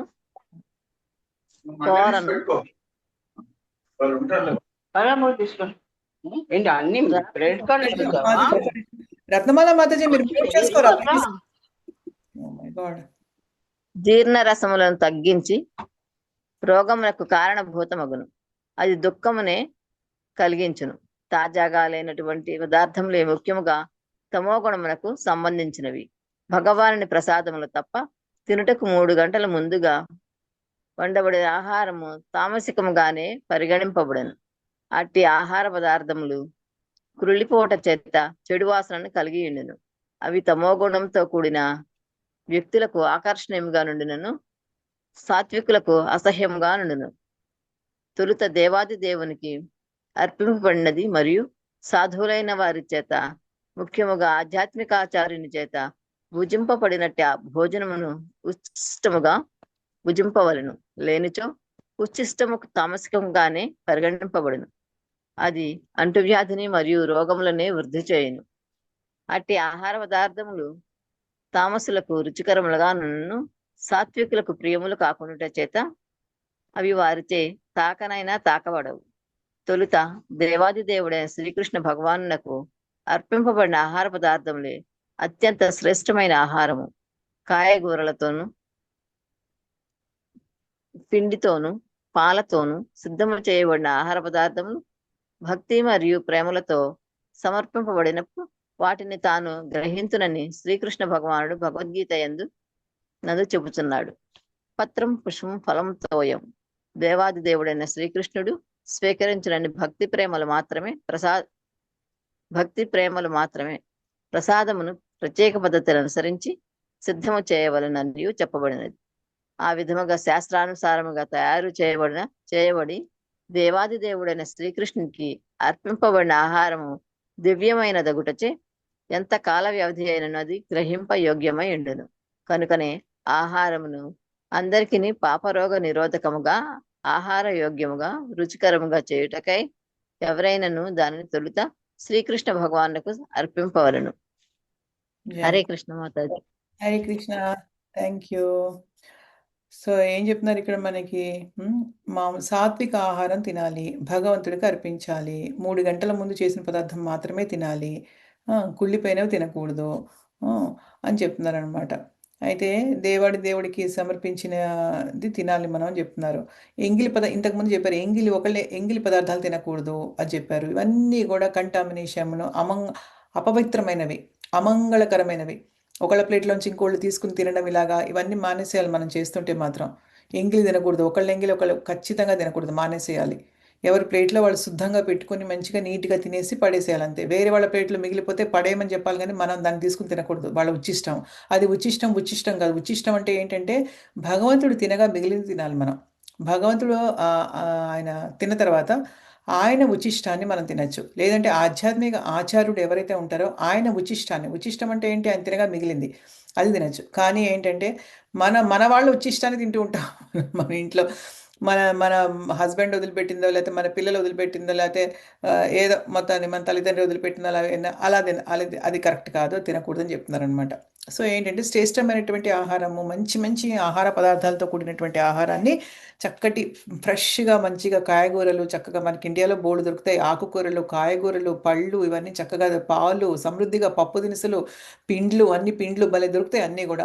అటువంటి స్వచ్ఛమైనటువంటి ఆహారాన్ని చక్కగా భగవంతుడికి చేసి భగవంతుడి ముందు పెట్టి ఆయన ఉచ్చిష్టంగా కాసేపు ఒక 15 నిమిషాలు ఆయన ఉచ్చిష్టంగా భావించి దాన్ని తిరిగి తింటే గనక అది ఎంత పవిత్రత చేస్తుందో మనల్ని, నిజంగా మన హృదయాన్ని పవిత్రం చేస్తుంది, మన మనసును పవిత్రం చేస్తుంది అనమాట. ఇది అలా అయితే గనక అప్పుడు అది మనకి భక్తియుక్త సేవకి కరెక్ట్గా పనికొస్తుంది అనమాట. పాప్ అదొకటి చెప్పారు. సో అంటే భగవంతుడి ప్రసాదం తింటే కష్టాలు రావా మాతాజీ అంటే, మనకు వచ్చే కష్టాలు మామూలుగా మన కర్మల్ని బట్టి మనకు వస్తూనే ఉంటాయి. కానీ ఇక ముందు మనకి కర్మలు చేసుకోకుండా ఉండాలంటే, ఇంకా మనకి కర్మ పెంపొందించుకోకుండా ఉండాలంటే మనం భగవంతుడికి ఆహారం అర్పించి తీసుకోవాలి. ఎందుకంటే ఇప్పుడు మనకి కాయగూరలు పండిస్తారు, పళ్ళు పండిస్తారు, దాంట్లో ఎన్నో రకమైన పద్ధతుల్లో చేస్తారు దాన్ని, క్రాపింగ్ అంతా. అప్పుడు వాళ్ళకి మొక్కలకి మెడిసిన్ ఇస్తూ ఉంటారు, పంటకి అన్నీ చేస్తూ ఉంటారు. దానివల్ల క్రిమి కీటకాలు చనిపోతూ ఉంటాయి. సో దానివల్ల పాపం రాదంటే దానివల్ల కూడా వస్తుంది. కాబట్టి మానవులకి కానీ ఏంటంటే ఈ భగవంతుడు చెప్పిన శాస్త్ర ప్రకారము ఆహారం అదే కాబట్టి, ఆప్షన్ వేరేదేమీ లేదు కాబట్టి అది కూడా భగవంతుడికి అర్పించి గనక భగవంతుడి యొక్క చూపు దాని మీద పడిన తర్వాత, పవిత్రత పొందిన తర్వాత తింటే గనక దాని నుంచి కూడా మనం బయటకు రావచ్చు అనమాట. సో ఇలాంటివన్నీ చేసుకుంటేనే మనకి ఇది అవుతుంది. ఇక్కడ ఇంకా 11వ శ్లోకం నుంచి యజ్ఞాల గురించి చెప్తున్నారు. ఇప్పుడు ఆహారం గురించి చెప్పారు కదా, ఆహారం సత్వగుణంలో, రజగుణంలో, తమగుణంలో ఎలా ఉంటుందో చెప్పారు. ఇప్పుడు యజ్ఞాల గురించి చెప్తారనమాట. యజ్ఞాల్లో కూడా యజ్ఞాలు 3 గుణాల్లో యజ్ఞాలు ఏ విధంగా చేస్తారు అది చెప్పారు. కాకపోతే ఈ యజ్ఞాలు అనేది, ఈ తపస్సులు అనేవి ఏంటంటే యజ్ఞాలు 3 గుణాల్లో చెప్పారు. చూద్దాం. అది తపస్సు అనేది నెక్స్ట్ వస్తుంది. సో ఇదేంటో చూద్దాం. అఫలాకాంక్షిభిర్యజ్ఞో విధిధిష్టో యుజ్యతే యష్టవ్యమేవేతి మనః సమాధాయ సాత్వికః. శాస్త్ర నిర్దేశానుసారము ఒక నిమిషం, తమ స్వధర్మమని భావించబడుచు ఫలములు కోరని వారిచే చేయబడే యజ్ఞం నందు సాత్విక యజ్ఞం అంటారు. అంటే ఏంటంటే శాస్త్ర ప్రకారం చేసే యజ్ఞము, తన విద్యుద్ధర్మంగా భావించి చేసే యజ్ఞము, తర్వాత ఫలం ఆశించకుండా చేసే యజ్ఞము, అంటే ఖచ్చితంగా కరెక్ట్గా మంచి యజ్ఞం అనమాట. సో ఇటువంటి యజ్ఞాలన్నీ కూడా సాత్విక యజ్ఞాలు అంటారు. యజ్ఞాల గురించి చెప్తారు, తర్వాత తపస్సుల గురించి చెప్తారని చెప్తారనమాట. అంటే 3 గుణాల్లో బేసికల్గా. సో సత్వగుణంలో ఉన్న యజ్ఞాలు అంటే ఏంటి, శాస్త్రాన్ని ఫాలో అవుతూ చేసేది, తర్వాత విద్యుద్ధర్మంగా భావించి చేసేది, ఎటువంటి ప్రతిఫలాపేక్ష లేకుండా చేసే యజ్ఞాన్ని సాత్విక యజ్ఞం అంటారనమాట. సో ఇప్పుడు నెక్స్ట్ మనకి దానిలో కమలమ్మ ఈ ఐఫోన్ 1 2 3 4 5 6 ఎవరు, కుమారి మాతాజీయా ఏంటి? హరే కృష్ణ మాతాజీ. ఎవరు? హరే కృష్ణ మాతాజీ. హరే కృష్ణ. దీప్తిశ్రీ మాతాజీ. దీప్తిశ్రీ మాతాజీ. Yeah okay. ఏంటో ఐఫోన్ 1 2 3 4 5 6 ఏంటమ్మా? Okay okay okay okay okay. Hare Krishna మాతాజీ. మాధవి మాతాజీ నెక్స్ట్ మీరే కదా? హరే కృష్ణ మాతాజీ. మీరు చదవండి. అఫలాకాంక్షిత బిర్యజ్ఞో విధిదిష్టో యుజ్యతే యష్టివ్యమేవేతి మనః సమాధాయ సాత్వికః. అనువాదము. శాస్త్ర నిర్దేశానుసారము తమ స్వధర్మం అని భావింపబడుచు ఫలముల కోరని వారిచే చేయబడు యజ్ఞములందు సాత్విక యజ్ఞం అనబడును. భాష్యము. ఏదేని ఒక ప్రయోజనమును మనసునందుంచుకుని యజ్ఞము చేయుట సర్వసాధారణము. కానీ ఇక్కడ అటువంటి కోరిక ఏదియూ లేకుండా యజ్ఞము చేయవలనని చెప్పబడినది. అది సదా స్వధర్మమును దృష్టితో చేయవలను. దేవాలయములందు కానీ క్రైస్తవ ప్రార్థనా మందిరములందు కానీ నిర్వహింపబడు కార్యక్రమములను మనము ఉదాహరణగా తీసుకొనవచ్చును. సాధారణంగా అవి ఏదేని ఒక ప్రత్యేకమైన భౌతిక ప్రయోజనము కొరకై చేయబడును కనుక అవి సత్వగుణమునకు సంబంధించినవి కావు. ఎవరైనాను స్వధర్మమనడి భావనలో మందిరమునకు లేక చర్చికి వెళ్లి దేవాది దేవునికి ప్రణమిల్లి పుష్పములను మరియు ఆహార పదార్థములను ఎట్టి భౌతిక లాభమును ఆశించకుండా భక్తితో సమర్పింపవలెను. కేవలము భగవాని పూజ నిమిత్తమే దేవాలయములకు వెళ్ళుట వలన ప్రయోజనము లేదని అందరూ భావిస్తుంటారు. కానీ శాస్త్రములందు భౌతిక ప్రయోజనములను ఆశించి పూజ చేయవలనని ఆదేశించుట లేదు. భగవానునికి ప్రణామములను అర్పించుట కొరకు మాత్రమే మానవుడు దేవాలయముకు వెళ్ళవలెను. అది మానవుని సత్వగుణమును అందించగలదు కనుక శాస్త్రాదేశములను అనుసరించుట మరియు దేవాది దేవునికి ప్రణామములు అర్పించుట వంటి కార్యములు ప్రతి నాగరిక వ్యక్తి ధర్మమై ఉన్నది. హరే కృష్ణ మాత. Hare Krishna. Thank you so much Mataji. So ఇక్కడ ఏం చెప్తున్నారంటే ఇప్పుడు ప్రతిదీ కూడా ఫలాపేక్ష ఆశించి చేయకుండా ఉండాలి అని చెప్తున్నారనమాట. ఇప్పుడు యజ్ఞం అంటే ఏంటంటే ఏదో యజ్ఞకుండం పెట్టి దాంట్లో నెయ్యి వేసి దాంట్లో వేరేవన్నీ వేసి అది ఒకటే యజ్ఞం కాదు. యజ్ఞం అంటే ఏంటంటే మన జీవితంలో మనం చేసే ప్రతి సత్కార్యం కూడా యజ్ఞం కింద భావిస్తామని ఇంతకుముందు కూడా మనం చాలాసార్లు మనం చర్చించాం దాని గురించి. సో ఏంటంటే ఇక్కడ ఏం చెప్తున్నారంటే ఇప్పుడు శ్రీల ప్రభుపాదుల వారు చక్కగా మన మన ధర్మంగా భావించి చేయాలన్నమాట. ఏది చేసినా కూడా విద్యుత్ ధర్మంగా భావించి చేయాలి. ఎటువంటి ఫలాపేక్ష ఆశించకుండా చేయాలని చెప్తున్నారు. ఇప్పుడు మనకి చాలా దేవాలయాలు ఎందుకు కానీ వేరే క్రిస్టియన్ మందిరాల్లో కానీ మనకి ఏవో చేస్తూ ఉంటారు, ఏదో ఆశించి చేస్తూ ఉంటారు. కానీ మనం ఏంటంటే మనం అసలు యజ్ఞాల విషయం పక్కన పెడితే మనం అసలు టెంపుల్కి వెళ్తే కనుక మనం భగవంతుడికి చక్కగా అసలు ఎటువంటి ఎక్స్పెక్టేషన్ ఆయన దగ్గర నుంచి లేకుండా మనం వినయంగా మనకు ఒక వినయపూర్వకమైనటువంటి ప్రణామాలు భగవంతుడికి అర్పించుకొని ఆయన ఒక దర్శనం మనం చేసుకుని ఆయన దృష్టిలో మనం పడి మనం గనక పవిత్రంగా అలా ఉంటే గనక అప్పుడు అది నిజమైనటువంటి యజ్ఞం అని చెప్తున్నారనమాట. కేవలం భగవంతుడికి ప్రణామాలు అర్పించడానికి టెంపుల్కి వెళ్ళాలి.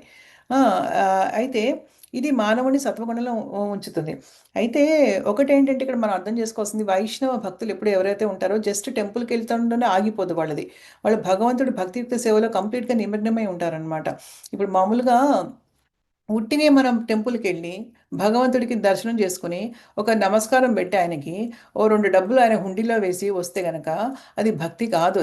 అదేంటంటే దాని కనిష్ట అధికారులు అంటారు వాళ్ళని. కనిష్ట అధికారులు ఇంతకుముందు కూడా చెప్పుకున్నాం కదా మనం. కనిష్ట అధికారులు వాళ్ళకి ఏంటంటే ఒక భగవద్గీత పట్ల అవగాహన ఉండదు, ఒక జ్ఞానం అనేది ఉండదు. అంటే మన శరీరం పట్ల ఆత్మ పట్ల దాని గురించి ఒక నాలెడ్జ్ అనేది ఉండదు వాళ్ళకి. సో మనం అంటే మన మానవ జీవితం యొక్క లక్ష్యం ఏంటి అన్నది విషయం తెలియదు వాళ్ళకి. భక్తులు అన్న వాళ్ళని ఎలా గౌరవించాలో తెలియదు బేసికల్గా. సో భగవంతుడు అంటే ఏంటంటే గుడిలో ఉంటాడు, ఆయన గుడికి వెళ్ళాలి. ఈరోజు పండగ అయింది కాబట్టి ఈరోజు గుడికి వెళ్ళాము, అక్కడ భగవంతుడు దర్శించుకున్నాము, ఏదో అర్చన చేయించాము, పూజారి అర్చన చేయించాము, హుండీలో డబ్బులు వేసాము, కొబ్బరికాయ కావాలంటే కొబ్బరికాయ అర్పించాము, వచ్చామంటే అంతే, ఇంకా అంతకంటే లేదు. అలాంటి వాళ్ళని కనిష్ట అధికారులు అంటారనమాట.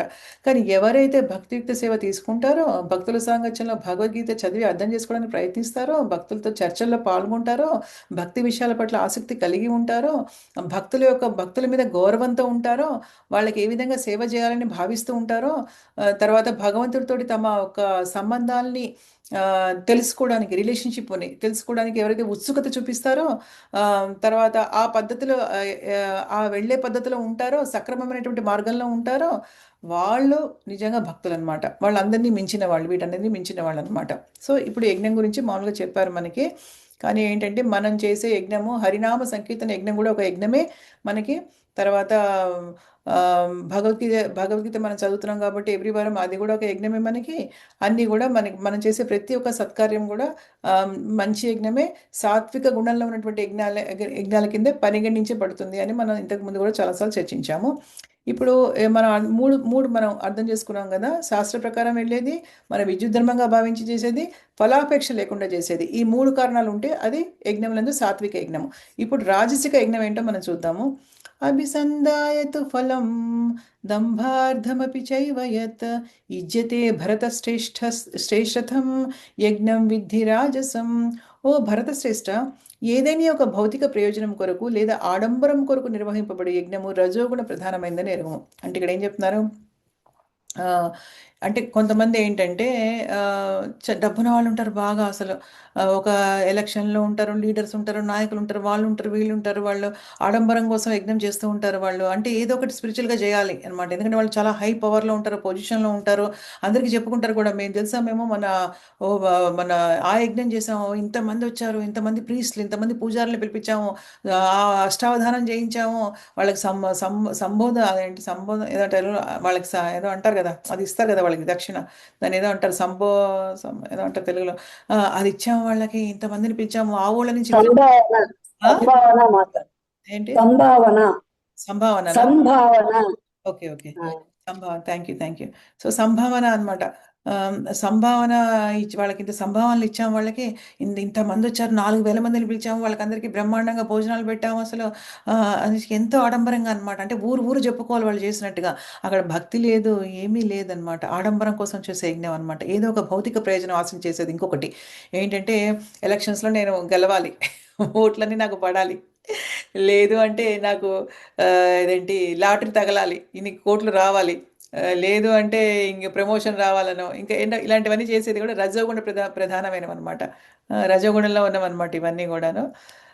ఇది నేను ఎవరికి ఇవ్వట్లేదు, ఎందుకంటే నెక్స్ట్ దానికి వెళ్ళిపోదాం. ఇంకా ఇది ఎక్కువ లేదు. కొన్ని మార్లు యజ్ఞంలో మరి కొన్ని కర్మలు స్వర్గలోక ప్రాప్తి కొరకు లేదా ఈ జగత్తుని ఏదైనా భౌతిక ప్రయోజనం స్వర్గలోక ప్రాప్తి కొరకు కూడా చేస్తారనమాట. సోమ యజ్ఞం అని ఉంటుంది అనమాట. వేదాల్లో చెప్పబడ్డే కొన్ని యజ్ఞాలు అనమాట. వాళ్ళకి ఏదో ఒకటి ఆశించి చేసేవి, స్వర్గలోకం గురించి కూడా ఆశించి చేస్తారనమాట. అట్లీ యజ్ఞాలన్నీ కూడా రజోగుణ ప్రధానమైనవి ఉన్నాయన్నమాట. ఏంటంటే రజోగుణాన్ని ప్రేరేపిస్తూ ఉంటాయి అవి. అలా అలా గుణంలో ఉన్నవాళ్ళు మాత్రమే ఇలాంటివన్నీ చేయాలనుకుంటారు. సత్వగుణంలో ఉన్న వాళ్ళు ఎప్పుడు సాత్వికంగా ఉంటారు, ఏమి ఎక్స్పెక్టేషన్ ఉండదు వాళ్ళకి, వాళ్ళు పరమ భక్తులుగా ఉంటారు భగవంతుడికి అనమాట. సో ఇలా ఆడంబరం గురించి చేసే యజ్ఞాలన్నీ కూడా అదనమాట. సరే, ఇప్పుడు తామసిక గుణంలో ఉన్న వాళ్ళు ఏ విధంగా చేస్తారో చూద్దాము. విధిహీనమసృష్టాన్నం మంత్రహీనమదక్షిణం శ్రద్ధావిరహితం యజ్ఞం తామసం పరిచక్షతే. శాస్త్ర నిర్దేశంలో ఏడ గౌరవం ఉండదు. అంటే శాస్త్రాల ప్రకారం చేయరు వాళ్ళు, శాస్త్రాలకి అగెయిన్స్ట్గా చేస్తారు. అసలు వాటిని పట్టించుకుని వాటి మీద నమ్మకం లేదు, వాళ్ళు ఇష్టమైనట్టు వాళ్ళు చేస్తారు. ప్రసాద వితరణం కానీ, అంటే యజ్ఞం చేస్తే ఏం చేయాలంటే ప్రసాదం పెట్టాలి అందరికీ, అది మంచిదన్నమాట. అక్కడ ప్రసాదాలు లేవు, ఏమీ లేదు. వేద మంత్రాలు పట్టడం కూడా లేదు, వేదమంత్ర పట్టణం కూడా లేదు అక్కడ. వేద పురోహితులు లేరు. పురోహితులకు ఇంకో సంభావనలు ఇక్కడ వచ్చింది కరెక్ట్గా. పురోహితాతులకు సంభావనలు కూడా ఉండవు అనమాట. కానీ అవి లేకుండా శ్రద్ధారహితంగా చేయబడు, శ్రద్ధ సహితం కాదు, శ్రద్ధ లేకుండా చేసేటువంటి యజ్ఞం ఏదైనా ఉంటే అది తమో గుణ ప్రధానం అని భావిస్తుంది, మనం అర్థం చేసుకోవచ్చు అనమాట. తమో గుణంతో ఉన్నటువంటిది. సో ఇప్పుడు మనకి ప్రభావతి మాతాజీ చదువుతారా? మాత చదవండి. విధిహీనమస్పృష్టానాం మంత్రహీనమదక్షిణం శ్రద్ధా విరహితం యజ్ఞం తామసం పరిసక్షతే. అనువాదము.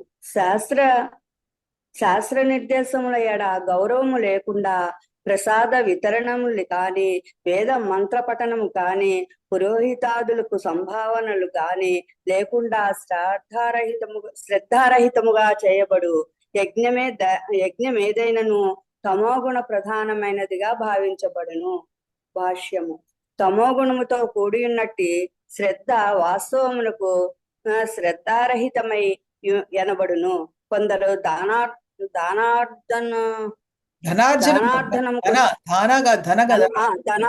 ధనార్జనం కొరకు మాత్రమే ఏదైనా దేవతను పూజించి శాస్త్రదేశములను లెక్క చేయక ఆ ధనమును వినోదము కొరకు ఉపయోగింతురు. అట్టి ఆడంబరముతో కూడిన మత ప్రదర్శనములు నిజమైనవిగా గుర్తింపబడవు.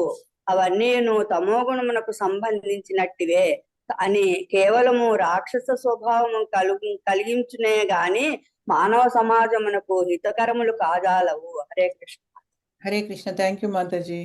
సో ఇప్పుడు ఏం చెప్తున్నానంటే, మనకి ఇంతకుముందు చెప్పుకున్నట్టుగా ఏంటంటే, ఏవైతే సమాజానికి ఉపయోగపడని యజ్ఞాలు ఉంటాయో అవన్నీ కూడా తామస గుణంలో ఉన్న యజ్ఞాలని మనం చెప్పుకోవచ్చు అనమాట. దాంట్లో ఏంటంటే డబ్బు కోసం చేసే ఉంటాయి, ఇంకా రకరకాల యజ్ఞాలు ఉంటాయి అవన్నీ కూడా. కానీ అవన్నీ కూడా ఏమాత్రం సమాజానికి ఉపయోగపడవు, ఎవరికి కూడా ఉపయోగపడవు. సో అటువంటి అటువంటి యజ్ఞాలు తామస గుణంలో ఉన్నవని చెప్పుకోవచ్చు. ఇప్పుడు నెక్స్ట్ ఏంటంటే తపస్సు గురించి. ఇప్పుడు యజ్ఞాలు అయిపోయింది, ఇప్పుడు తపస్సుకు వస్తాం. ఇంతకుముందు ఆహారం అయింది, యజ్ఞం అయింది. ఈరోజు మనం చర్చించుకున్న దాంట్లో ఇప్పుడు ఏంటంటే తపస్సులు. అయితే 3 గుణాల్లో ఉన్న తపస్సులు ఏంటి అని అది కూడా చెప్పారు. కాకపోతే ఈ తపస్సులు కూడా మళ్ళీ 3 రకాలుగా ఉన్నాయి అన్నమాట. అలా ఏంటి, శారీరక తపస్సు. ఒకటేమో శారీరక తపస్సు, ఇంకొకటేమో మాటకి సంబంధించినటువంటి తపస్సు. తపస్సు అంటే ఏంటంటే ఒక నియమం, ఒక ఆస్టరిటీ ఆఫ్ స్పీచ్ అంటారు. అంటే ఏంటంటే మనం మాట్లాడేటప్పుడు ఎలా మాట్లాడాలి, ఎంత జాగ్రత్తగా మాట్లాడాలి, ఎదుటి వాళ్ళతోటి వాళ్ళని బాధ పెట్టే విధంగా మాట్లాడాలా, లేకపోతే వాళ్ళకి ప్లీజింగ్గా ఉండేటట్టుగా మాట్లాడాలి, అంటే వాళ్ళని సంతోష పెట్టే విధంగా మాట్లాడాలా, అదొకటి. తర్వాత అలాంటివి అనమాట. అతిగా మాట్లాడుతున్నామా, అనవసరమైన టైంలో మాట్లాడుతున్నామా, అనవసరంగా మాట్లాడుతున్నామా, వేరే వాళ్ళకి ఉపయోగపడేది మాట్లాడుతున్నామా, లేదంటే వేరే వాళ్ళకి ఎటువంటి ఉపయోగం లేని మాటలు మాట్లాడుతున్నామా, ఇవన్నీ కూడా మాటకి సంబంధించినటువంటి తపస్సు, అంటే ఆస్టెరిటీ, నియమం అన్నమాట. శరీరానికి సంబంధించినవి అనమాట. శరీరానికి సంబంధించినటువంటి 3 రకాల తపస్సులకి ఈ 3 గుణాల్లో ఉంటాయన్నమాట. అంటే శరీరానికి సంబంధించిన తపస్సు అంటే ఏదో మనం తినకుండా మానేసి ఉపవాసాలు చేసేసి అవన్నీ కూడా కరెక్ట్ కాదు. లేదా అలా అడవులకు వెళ్ళిపోయి అక్కడ తపస్సు చేయడము అవన్నీ కాదు అని చెప్తున్నారు అనమాట. సరే, ఇప్పుడు మనం చూద్దాం ఏం చెప్తున్నారు యాక్చువల్గా. దేవద్విజ గురు ప్రాజ్ఞ పూజనం శౌచమాజవం బ్రహ్మచర్యమహింసా చ శారీరం తప ఉచ్యతే. దేవాది దేవుని, బ్రాహ్మణులని, ఆధ్యాత్మిక ఆచార్యుని, పూజ్యులైనటువంటి తల్లిదండ్రులు మొదలగు వారిని పూజించుట, శుచిత్వము, సరళత్వము, బ్రహ్మచర్యము, అహింస అనేవి దేహ సంబంధమైన తపస్సు అని చెప్పవచ్చు. సో దేహానికి ఇప్పుడు 3 రకాల తపస్సులు ఉన్నాయండి. ఆ 3 రకాల 3 గుణాల్లో ఉంటాయి, అది వేరే విషయం. కానీ ఫస్ట్ 3 రకాల తపస్సుల్లో ఫస్ట్ది ఏంటంటే శరీరానికి సంబంధించినటువంటి తపస్సు అనమాట. అది ఎలా ఉంటుందంటే దేహ సంబంధమైనటువంటి తపస్సు ఏంటంటే మనకంటే పెద్దవాళ్ళని ఇప్పుడు గౌరవించడం, మన తల్లిదండ్రుల్ని గౌరవించడం, మన ఆధ్యాత్మిక గురువుని గౌరవించడము, బ్రాహ్మణులు ఎవరైతే ఉంటారో వాళ్ళని గౌరవించడము, దేవతలందరినీ కూడా గౌరవించడము, వాళ్ళని పూజించడం చక్కగా, తర్వాత శుచిగా ఉండడము, సరళంగా ఉండడము, అంటే నెమ్మదిగా చాలా సరళ స్వభావంతో ఉండడము, బ్రహ్మచర్యం అంటే అవసరమైనప్పుడు బ్రహ్మచర్యం పాటించడము, హింస చేయకుండా ఉండడము, ఇవన్నీ కూడా ఏంటంటే దేహ సంబంధమైనటువంటి తపస్సులు అని చెప్పవచ్చు అని చెప్తున్నారనమాట. సో ప్రభావతి మాతాజీ, రాజేశ్వరి మాతాజీ చదువుతారా? చదువుతాను మాతాజీ. మీరు చదవండి. హరే కృష్ణ మాతాజీ. దేవద్విజ గురు ప్రాజ్ఞా పూజనం శౌచమార్జవం బ్రహ్మచర్యమహింసా చ శారీరం తప ఉచ్యతే. అనువాదము: దేవాది దేవుని, బ్రాహ్మణులని, ఆధ్యాత్మికాచార్యుని, పూజ్యులైన తల్లిదండ్రులు మొదలగు వారిని పూజించుట, శుచిత్వము, సరళత్వము, బ్రహ్మచర్యము, అహింసయనునేవి దేహ సంబంధమైన తపస్సు అని చెప్పబడును. భాష్యము: దేవాది దేవుడు ఇక్కడ వివిధ రకాల తపస్సులను, నిష్టలను వివరించుచున్నాడు. తొలుత అతడు దేహ సంబంధమైన తపోనిష్టలను వివరించుచున్నాడు. ప్రతి ఒక్కరూ దేవాది దేవునకు లేక దేవతలకు, సాధువులకు, పరిపూర్ణ యోగ్యులైన బ్రాహ్మణులకును, ఆధ్యాత్మికాచార్యునికి మరియు తల్లిదండ్రుల వంటి పెద్దలను లేక వేద విజ్ఞాన సంపన్నుడైన ఏ వ్యక్తినైనను గౌరవింపవలను లేదా గౌరవించుటను అభ్యసించవలెను. వీరందరూ గౌరవమును పొందదగిన వారు. అట్లే మానవుడు బాహ్యముగను మరియు అంతరముగను శుచిత్వమును అభ్యసించి వ్యవహారములందు సరళ వర్తనుడుగా నుండుటను కూడా అభ్యసింపవలెను. శాస్త్రములు అంగీకరింపని దానినెన్నడును వారు ఆచరింపరాదు. శాస్త్రములందు మైదున భోగమనునది వైవాహిక జీవితమునందు తప్ప ఆచరింపరాదు. శాస్త్రములందు తప్ప అన్యముగా అంగీకరింపబడనందున అతడు వివాహేతర సంబంధమును కలిగి ఉండరాదు. అది ఏ బ్రహ్మచర్య పాలనము. దేహమునకు సంబంధించిన తపోనిష్టలివియే. హరే కృష్ణ మాతాజీ. హరే కృష్ణ. అదే మనం ఇప్పుడు ఏదైతే డిస్కస్ చేసుకున్నామో అది అందరినీ గౌరవించాలి. తర్వాత బాహ్యంగా అంతరంగా శుచిత్వాన్ని అంటే ఇంటర్నల్గా ఎక్స్టర్నల్గా, అంటే లోపల బయట రెండు కూడా పరిశుద్ధంగా ఉండాలి. మన శరీరం లోపల, మన శరీరం బయట కూడా మనం పరిశుభ్రంగా ఉంచుకోవడానికి ప్రయత్నించాలి. శాస్త్రాల్లో లేనిది ఎప్పుడు కూడా మనం చేయకూడదు. అలాగే మన మైథున జీవితంలో కూడా ఏంటంటే పెళ్లిలో ఉన్నది మాత్రమే అంగీకరించబడుతుంది. అవుట్ ఆఫ్ పెళ్లి బయటికి వెళ్తే అంగీకరించబడదు. అవన్నీ చెప్తున్నారు అనమాట. బ్రహ్మచర్యం కూడా ఉండాలి. దేహానికి సంబంధించినవన్నీ ఇవి నిష్టలు. ఇప్పుడు రెండో దానిలో ఏం చెప్తున్నారంటే మాటకి సంబంధించిన తపస్సు గురించి చెప్తున్నారనమాట. ఏంటో చూద్దాం. అనుద్వేగకరం వాక్యం సత్యం ప్రియాహితం చ యత్ స్వాధ్యాయాభ్యసనం చైవ వాగ్మయం తప ఉచ్యతే. సత్యములు అంటే మనం మాట్లాడేటప్పుడు ఎప్పుడు కూడా సత్యం మాట్లాడాలి. ప్రీతికరము వేరే వాళ్ళకి ప్రీతికరంగా ఉండాలి, బాగా ఇష్టంగా ఉండాలి. హితకరములు అంటే ఏంటి, వేరే వాళ్ళకి మనకి మేలు చేసే విధంగా ఉండాలి. ఇతరులకు ఉద్రేకం కలిగింపని వచనములు అంటే అనుద్వేగకరం అంటే ఏం తెలుసా, వేరే వాళ్ళని మనం ఎజిటేట్ చేయకూడదు. మన మాటలతోటి కొంతమంది రెచ్చగొడుతూ ఉంటారు. మీకు అలాంటి అలాంటి వాళ్ళు మన ఫ్యామిలీలో కూడా చాలా మంది ఉంటారు, మన తగులుతూ ఉంటారు. మీరు చూసారో లేదో కానీ వాళ్ళు ఎవరైనా అలాంటి ఏదైనా మాట మాట్లాడితే ఇంకా మనకి ఎంత యాంగ్జైటీ వస్తుందంటే ఇంకా తట్టుకోలేము అనమాట. ఇంకా అలా ఇరిటేట్ చేస్తారు మనల్ని చాలా కదా. అది అనుద్వేగకరం అంటే. ఉద్రేకం కలిగింపని వచనములను పలుకుట అనమాట. ఎవరికి కూడా మన మాటల వల్ల వాళ్ళకి బాధ కలగకూడదు, వాళ్ళకి ఉద్రేకం కలగకూడదు. శాంత స్వభావంతో శాంతంగా మాట్లాడాలి. మరియు నిత్యము వేదములను అభ్యసించుట అనేవి వాక్కునికి సంబంధించిన తపస్సు. అంటే నిత్యం మనం వేదాలు చదవాలని చెప్తున్నారు. అయితే భగవంతుడు చెప్తున్నాడు కదా ఇక్కడ. కానీ భగవంతుడు ఏం చేశాడు కానీ 2వ అధ్యాయంలో మనం చూసుకుంటే కనుక అర్జునుడిని తిట్టడం మొదలెట్టాడు. నిజం చెప్పాలంటే చక్కగా తిట్టాడు ఆయన. ఎందుకంటే ఏంటయ్యా నీకు ఏమైనా జ్ఞానం ఉందా, బుద్ధి ఉందా నీకు, నీకు ఇంతటి నపుంసకత్వం అనే ఒక వర్డ్ యూజ్ చేశాడు ఆయన. యాక్చువల్గా నపుంసకత్వం అంటే చాలా పెద్ద వర్డ్ అసలు కదా. కానీ నపుంసకత్వాన్ని యూజ్ చేశాడు అర్జునుడికి.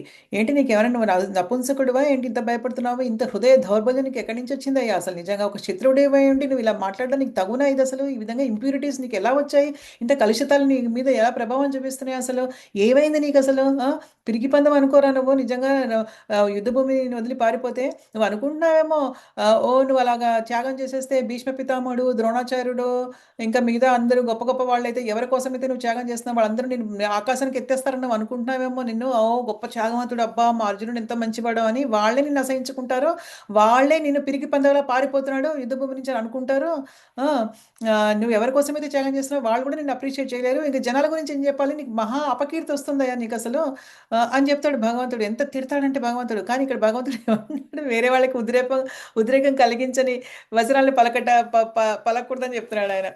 అంటే ఆయన నవ్వొస్తుంది భగవంతుడు. కానీ భగవంతుడు ఏది కరెక్ట్ చేస్తాడు అన్నీ కూడా కదా అక్కడ. ఎందుకంటే అక్కడ తిట్టాల్సిన అవసరమైనప్పుడు తిట్టాలి.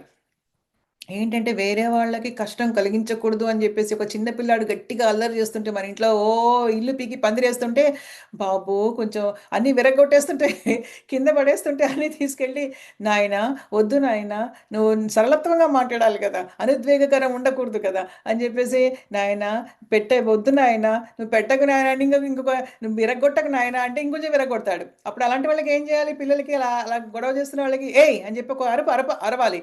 అయ్యో భగవంతుడు 17వ అధ్యాయంలో అనుద్వేగకరం వాక్యం అని చెప్పాడు కదా. రాధామాతాజీ కూడా చెప్పారు.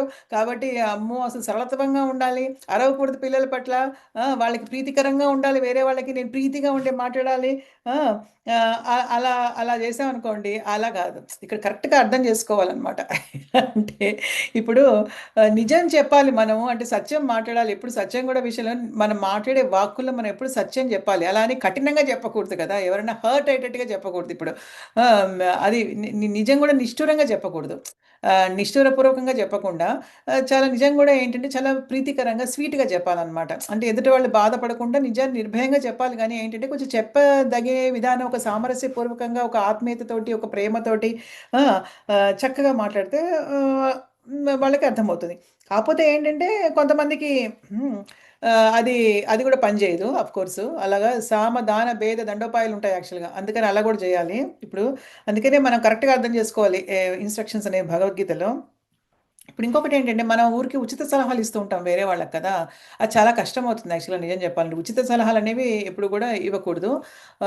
ఎందుకంటే ఇప్పుడు అంటే నిజంగా ఎవరు ఇవ్వాలంటే సలహాలు ఎవరికైనా కూడా నిజంగా వాళ్ళకి గనక మనము శ్రేయోభిలాషులైతే గనక ఇవ్వచ్చు. వాళ్ళకి నిజంగా మనం శ్రేయోభిలాషులైతే మనం గనక వాళ్ళకి తల్లిదండ్రులమైతే గనక లేదా గురువులమైతే గనక అటువంటి వాళ్ళు ఎప్పటికీ వాళ్ళకి ఆ అధికారం ఉంటుంది. ఎప్పుడైనా వేరే వాళ్ళకి సలహా చెప్పే అధికారం ఉంటుంది. కానీ లేకపోతే గనక పరుషంగా మాట్లాడే హక్కు వాళ్ళకి ఎవరికి లేదు. ఎవరి మీద ఎవరికి పరుషంగా మాట్లాడే హక్కు లేదు. అన్లెస్ వాళ్ళు పేరెంట్స్ అయి ఉండాలి, తల్లిదండ్రి అయి ఉండాలి, లేదంటే గురువులు అయి ఉండాలి. సలహాలు ఇచ్చేది, లేకపోతే ఎవ్వరికి ఏది ఉండదన్నమాట. ఆ, ఇంక మనం గనక వేరే వాళ్ళ శ్రేయోభిలాషులు కాకుండా ఉంటే గనక మనకి అసలు ఎటువంటి అర్హత లేదు. వేరే వాళ్ళకి ఏదన్నా నీతులు చెప్పే అర్హత మనకి లేదు. వాళ్ళు నిజమైనటువంటి శ్రేయోభిలాషులు అయితే మాత్రం చెప్పాలి, లేదంటే లేదు. ఆ, సాధారణంగా ఏంటంటే మనం ఎవరిని కూడా నిందించకూడదు, ఎప్పుడు కూడా పరుషంగా కూడా మాట్లాడకూడదు అనమాట. అన్ని సందర్భాల్లో కూడా ఇది చాలా ఇంపార్టెంటే. సాధ్యమైనంత వరకు మనం భగవంతుని ధ్యానం చేసుకుంటూ చాలా సాత్వికంగా ఉంటూ చాలా సాత్వికంగా మాట్లాడుతూ ఉండాలి. ఆ, కాకపోతే కొన్ని కొన్ని ఏంటంటే కొన్ని సందర్భాల్లో మన వాళ్ళ శ్రేయోభిలాషులు అయితే కనుక కొంచెం గట్టిగా మాట్లాడడం తప్పు లేదు. అంటే వాళ్ళు ఆ, వాళ్ళ మీద ఆజమాయిషీ చేస్తున్నట్టుగా కాకుండా వాళ్ళకి నిజంగానే మనం వాళ్ళ మంచి కోరి గనక, హితం కోరి గనక అది మనం గనక చెప్పగలిగితే అది పర్వాలేదన్నమాట. అంతేగాని మన అధికారం చూపించాలని మాత్రం చేయకూడదు అనమాట. తర్వాత ఎవరైనా ఏదైనా చెప్పినా కూడా వెంటనే నో అని గట్టిగా చెప్పకుండా, తిరస్కారంగా మాట్లాడకుండా నెమ్మదిగా, ఇప్పుడు అంటే మీరేమన్నా వస్తారండి సాయంత్రం అది అంటేనో, లేదండి మేము రాలేమండి అని చెప్పకుండా, అలా కాదండి వేరే ప్రోగ్రామ్ అలా ఏదో వచ్చింది, ఎవరో వస్తున్నారు మా ఇంటికి అందుకే రాలేకపోతున్నాం అని చెప్పడం ఎలా ఉంటుంది కదా. సో అందుకని ఆ విధంగా మాట్లాడడం విషయంలో కూడా మనం చాలా జాగ్రత్తగా ఉండాలి. అనవసరమైన విషయాలు కూడా ఎప్పుడు మాట్లాడకూడదు, ఊరికే మాట్లాడకూడదు. ఊరికే అసలు భక్తి జీవితానికి పనికిరాదు. ఊరికే మాట్లాడడము, సుత్తి కొట్టడము, కబుర్లు చెప్పుకోవడం గంటలు గంటలే, ఇవన్నీ కూడా భక్తి జీవితానికి అగెయిన్స్ట్. ఏదైనా టైం ఉంటే మనం ఏం చదివాము, ఏం చాంటింగ్ చేసాము, ఏం వింటున్నాము, దీని మీదే ఉండాలి ఎప్పుడు. ఏమి చేస్తున్నాం భగవంతుడికి సేవ, ఏ విధమైనటువంటి ఆహారం భగవంతుడికి వండి పెడుతున్నాము, ఇవన్నిటి మీద మనం ఫుల్గా మన జీవితాన్ని మనం కృష్ణ చైతన్యవంతం చేసుకోవాలి. ఫుల్గా మన జీవితాన్ని మనం ఆధ్యాత్మిక స్పిరిచువలైజ్ చేయాలి. ఆధ్యాత్మిక జీవితాన్ని చేసుకోవాలి. భౌతిక జీవితాన్ని ఆధ్యాత్మిక జీవితం చేసుకోవాలంటే పొద్దున్న లేచిన దగ్గర నుంచి రాత్రి పడుకునే వరకు మనం కృష్ణ చైతన్యంలో ఉండాలి. కృష్ణ చైతన్యంలోనే గడపాలి. కృష్ణుడికి సేవ చేస్తూ గడపాలి. మన కుటుంబానికి సేవ చేస్తున్నా కూడా మనం కృష్ణుడికి చేస్తున్నాం అన్న భావంతోనే చేయాలి. అది మన కృష్ణ చైతన్య జీవితం అంటేనే అది. అంతే, ఇంకా వేరే ఏమీ లేదు. మనకంటూ సొంత ఆనందాలు ఏమీ లేవు. భగవంతుడి యొక్క ఇంద్రియాలని తృప్తిపరచడమే మనం మనం ఎందుకంటే ఆయన ఇంద్రియాలకి అధిపతి, అన్ని ఇంద్రియాలకి అధిపతి ఆయన, మాస్టర్ ఆఫ్ ది సెన్సెస్ ఆయన. సో ఆ హృషికేశ సేవనం అంటారనమాట. హృషికేశ సేవనం అంటే ఏంటంటే ఆయన ఆ హృషికేశుడు భగవంతుడిని సేవలో మన జీవితాన్ని గడుపుకోవడం అనమాట. ఆయన యొక్క ఇంద్రియాలను తృప్తిపరచడం అనమాట. సో మన భక్తి జీవితం అంటే పొద్దున్న లేచిన దగ్గర నుంచి రాత్రి పడుకునే వరకు, పడుకున్న తర్వాత కూడా భగవంతుని తలుచుకోవాలి అంతే. ఆయన సేవలోనే ఉండాలన్నమాట. తర్వాత ఎప్పుడు మాట్లాడాలో ఎప్పుడు మాట్లాడకూడదో తెలుసుకుని మాట్లాడాలి మనం కొంచెం. మన రిలేషన్షిప్స్ అన్నీ కూడా ఎలా ఉంటాయంటే, మన జీవితంలో మన బంధాలు అనుబంధాలు ఎలాంటివంటే, ఎవరితోనైనా సరే ఒక నీటి కుండతోటి కంపేర్ చేశారు. నీటి కుండ ఉంటుంది చూడండి, అలాంటిదన్నమాట. ఇప్పుడు నీటి కుండ ఏమవుతుంది, ఇలా కింద పడితే విరిగిపోతుంది. దాన్ని మళ్ళీ అతికించగలమా? నీటి కుండని, మట్టితో చేసినటువంటి కుండని అతికించడం ఇంపాసిబుల్, చేయలేం. మళ్ళీ దాన్ని మొత్తం డిస్మాంటిల్ చేసేసి మళ్ళీ మట్టి కుండ చేయాలేమో కానీ లేకపోతే అవ్వదు. అలాగే మన జీవితంలో ఏంటంటే మన రిలేషన్షిప్స్ ఎవరితోనైనా కూడా చాలా ఇంపార్టెంట్. ఒక్క మాట చాలు ఒక్క మనసు విరిగిపోవడానికి. మళ్ళీ విరిగిపోయిన మనసుని మళ్ళీ మనం అతికించలేం, మళ్ళీ మనం దాన్ని ఇది చేయలేం అనమాట. మళ్ళీ దాన్ని అతికించలేం. కాబట్టి చాలా జాగ్రత్తగా మన మాటల వల్ల ఏంటంటే మన సత్సంబంధాలన్నీ కూడా దెబ్బతినచ్చు అనమాట మన జీవితంలో. అందుకని వీలైనంత వరకు ప్రేమతోటి ఎవరితోనైనా సానుభూతితోటి మాట్లాడాలి. పరుషంగా మాట్లాడి ఎదుటి వాడిని నొప్పించకూడదు ఎప్పుడు కూడా. దుర్యోధనుడు ఏం చేశాడు, మనకి ఒక ఎగ్జాంపుల్, విదురుడు వచ్చాడు పాపము. వచ్చి చెప్తున్నాడు ధృతరాష్ట్రుడికి మంచి చెడ్డలు చెప్తుంటే, నువ్వు ఇలా కాదయ్యా, నువ్వు ఇంత దరిద్రంగా ఉంది, ఇంత చండాలంగా అయిపోయింది జీవితము, నీ కొడుకున్నాడు చాలా దుర్మార్గుడు దుర్యోధనుడు, అసలు అతను చూస్తేనేమో కృష్ణుడిని అసహించుకుంటున్నాడు, కృష్ణుడిని ఎన్వి చేస్తున్నాడు, ద్వేషంతో ఉన్నాడు కృష్ణుడు అంటే, ఒక మంచి కార్యం చేయట్లేదు, నాకేమీ మంగళకరంగా ఏదో అనిపించట్లేదు, ఫ్యూచర్లో చూస్తే అంత బాధాకరంగానే కనిపిస్తుంది, నువ్వు వాడిని కంట్రోల్లో పెట్టుకుని నువ్వు ఏమైనా చెయ్యి అంటే, అప్పుడు దుర్యోధనుడు వచ్చి ఎన్ని మాటలు మాట్లాడాడంటే, అసలు నువ్వు ఇక్కడ ఉండొద్దు, నువ్వు అసలు నువ్వెవరు చెప్పడానికి, అసలు నువ్వు వెళ్ళిపో, అసలు ఈ రాజ్యంలోనే ఉండొద్దు అని చెప్పాడు అనమాట. నా ఉప్పు తింటూ నువ్వు పాండవుల భజన చేస్తున్నావు, నువ్వు అసలు నిజంగా నువ్వు ఈ హస్తినాపుర సామ్రాజ్యంలో ఇంక ఉండకూడదు. నువ్వు ఇంతకాలం సేవ చేసినందుకు, ఈ హస్తినాపుర సామ్రాజ్యానికి ఇంతకాలం నువ్వు సేవ చేసినందుకు నేను ఊపిరితో వదిలిపెడుతున్నాను, నీ ప్రాణాలు తీయకుండా నేను వదిలిపెడుతున్నాను, నువ్వు ఇక్కడి నుంచి వెళ్ళు అని చెప్తాడనమాట. సో అలాగా ఎంత ఘోరంగా మాట్లాడాడంటే చాలా. తర్వాత ఏమైంది, దుర్యోధనుడు చనిపోయాడు, విదురుడు బాగానే ఉన్నాడు. విదురుడు భక్తుడు, భగవంతుడు భక్తుడు కదా ఆయన. సో అందుకనే తర్వాత సురుచి ఉంది మనకి భాగవతంలో మనం చూసాం కదా. సురుచి కూడా ఉత్తనాపాదానికి 2 భార్యలు, సురుచి సునీతి. అయితే సురుచి ఏంటంటే పెద్ద భార్య కొడుకు పాపం ధ్రువుడు. ఆ ధ్రువుడిని ఎంతో అవమానిస్తుంది. ఏమంటుంది అసలు వాళ్ళ నాన్న తొడ మీద కూర్చుందాం అనుకుంటాడు. ఒళ్ళో కూర్చుందాం అనుకుంటాడు పాపం. తప్పేముంది? తన చిన్న బ్రదర్‌తో, తమ్ముడితో కూర్చుందాం అనుకుంటే రకరకాలుగా మాట్లాడుతుందొచ్చి. "నీకసలు అర్హత ఏముంది? నువ్వు నా కడుపులో పుట్టలేదు కాబట్టి నీకు అర్హత లేదు. అసలు నీ తండ్రి దగ్గర కూర్చోవడానికి కూడా నీకు అర్హత లేదు నీకు. మళ్ళీ నువ్వు అర్హత సంపాదించుకోవాలంటే నువ్వు ఆయన తొడ మీద ఆయన ఒళ్ళో కూర్చోవాలంటే నువ్వు చనిపోయి మళ్ళీ నా కడుపు నుంచి పుట్టాలంట ఆమె కడుపు నుంచి. అంటే ఈవిడ గారు పెద్ద గ్రేట్ ఈ సురుచి గారు. ఆవిడ కడుపు నుంచి పుడితే గాని అర్హత లేదుట. ఎలాంటి మాటలు ఇవన్నీ గూడా గదా! నిజంగా అసలు ఎంత విచిత్రం అంటే చూడు. సో, ధ్రువుడిని ఈ విధంగా చాలా ఈర్ష్య. అసలు ఎందుకంత ఈర్ష్యో తెలీదసలు. అంత ఈర్ష్యతోటి తూలనాడిందనమాట ఆవిడ. సో, చివరికి ఏమైంది ఆవిడ బతుకు కూడా నాశనం అయిపోయింది. సో, అందుకనే ఎప్పుడు కూడా స్పీచ్ అనేది చాలా ఇంపార్టెంట్. ఆ స్పీచ్ ఇందాక మనం చెప్పుకున్నాం గదా! నోటితో మాట్లాడతాం మనం. ఎలా కంట్రోల్ జేసుకోవాలి? మనం తినే ఆహారం మీద గూడా ఆధారపడి ఉంటుంది మన స్పీచ్ అనేది. అన్నీ ఒకదానికొకటి కనెక్టే ఉన్నాయి బేసికల్‌గా నిజం చెప్పాలంటే మనకి. సో, అందుకనే ఏంటంటే తినే ఆహారం గూడా భగవంతుడికి అర్పించినటువంటి ఆహారం గనక సాత్విక ఆహారం గనక మనం ప్రతిరోజు భుజిస్తూ ఉంటే నిజంగా మనకి మాట కూడా చాలా చక్కగా వస్తుంది. నిజంగా అన్ని గుడ్ లక్షణాలు, అన్ని మంచి లక్షణాలు అన్నీ మనలో దేవతలకి ఎటువంటి మంచి లక్షణాలుంటాయో అవన్నీ కూడా ప్రస్ఫుటమవుతాయన్నమాట. మనలో కూడా ప్రస్ఫుటమవుతాయి. చూసిన వాళ్ళు ఇంక మనని చూసి అసలు చాలా అట్రాక్ట్ అవుతారు మనకి నిజం చెప్పాలంటే. చాలా అట్రాక్షన్ కలుగుతుంది మనమంటే. అబ్బా! అనిపిస్తుంది. ఎవరికైనా మనం చూడగానే ఒక ఎఫ్యులిజెంట్ అంటే ఒక కాంతితో మనం వెలిగిపోతూ ఉంటాం నిజం చెప్పాలంటే. సో, అందుకని ఎప్పుడు కూడా మన జిహ్వని కంట్రోల్‌లో పెట్టుకోవాలి. మన నాలుకని కంట్రోల్‌లో పెట్టుకోవాలి. మన స్పీచ్‌ని కంట్రోల్‌లో పెట్టుకోవాలి. మన వాక్కుని కంట్రోల్‌లో పెట్టుకోవాలి. ఎప్పుడు కూడా సాధ్యమైనంత వరకు చాలా తీయగా మాట్లాడాలి. ఎవరితోన్నా మాట్లాడుతున్నా ఎంతో వేరే వాళ్ళకి ఆనందం కలిగించేటట్టుగా మాట్లాడుతూ ఉండాలనమాట. ఓకేనా? ఇది దీని గురించి. ఇప్పుడు ఇది చదవలేదు గదా! మనకింకా. మనం చదువుదాము. ప్రభావతి మాత, రాజేశ్వరి మాతాజీ, రత్నమాల మాతాజీ చదువుతారా? చదువుతాను మాత. హరే చదవండి. కృష్ణ. హరే కృష్ణ. చదవండి. శ్లోకం అనువాదం అనుద్వేగకరం అనుద్వేగకరం వాక్యం సత్యం ప్రియాహితం చ యత్ స్వాధ్యాయాభ్యసనం చైవ వాగ్మయం తవ ఉచ్యతే. అనువాదము: సత్యములు, ప్రీతికరములు, హితకరములు, ఇతరులకు ఉద్రేకము కలిగింపని వచనములను పలుకుట మరియు నిత్యము వేదములను అభ్యసించుట అనునవి వాక్కునకు సంబంధించిన తపస్సనబడును. భాష్యము: ఇతరుల మనస్సుకు కలత కలిగించినట్లుగా ఎన్నెన్నూ భాషింపరాదు. కానీ గురువు తన శిష్యులకు బోధించుట కొరకు సత్యమును పలకవచ్చును. కానీ అతడు తన విద్యార్థులు లేక శిష్యులు కాని వారి మనస్సులు కలత పడినట్లుగా పలుకురాదు. వాక్కునకు సంబంధించినంత వరకు ఇదియే తపస్సు. అంతేకాకుండా ఎవరును వ్యర్థ ప్రసంగములను చేయరాదు. భక్తుల సత్సంగత్యమున శాస్త్రములచే సమర్థింపబడిన విషయములను మాత్రమే చర్చింపబడెను. ఎవరైనను తాను ప్రవచించిన దాన్ని సమర్థించుటకై ప్రామాణిక శాస్త్ర ప్రమాణమును వెంటనే నిదర్శనముగా చూపును. దాంతో పాటు ఆ ప్రవచనము కూడా శ్రవణానందకరముగా ఉండవలెను. అట్టి చర్యల ద్వారా ఎవరైనను అత్యున్నతమైన లాభమును పొంది మానవ సమాజమును ఉద్ధరింపగలడు. మానవుడు అపరిమితముగా ఉన్నట్టి వేదములను అభ్యసించవలను. ఇది ఏ వాక్కునకు సంబంధించిన తపస్సు అనబడును. జై. Thank you Mataji. Hare Krishna. So, మనం ఆల్రెడీ చర్చించుకునేది చెప్పారు ఇక్కడ. మనం సత్యం ఎలా పలకాలి, ఎదుటి వాళ్ళకి ఎవరు కూడా శ్రేయోభిలాషులు కాంతి చెప్పకూడదు. ఓన్లీ గురువుకు మాత్రమే ఆ హక్కు ఉంటుంది. తల్లిదండ్రులకు ఉంటుంది పిల్లల మీద గానీ, వేరే వాళ్ళకి మనం ఉచిత సలహాలు ఎప్పుడు ఇవ్వడానికి ప్రయత్నించకూడదు. చాలా మనం నిదానంగా మాట్లాడాలి. ఎప్పుడు కూడా వ్యర్థ ప్రసంగం చేయకూడదు.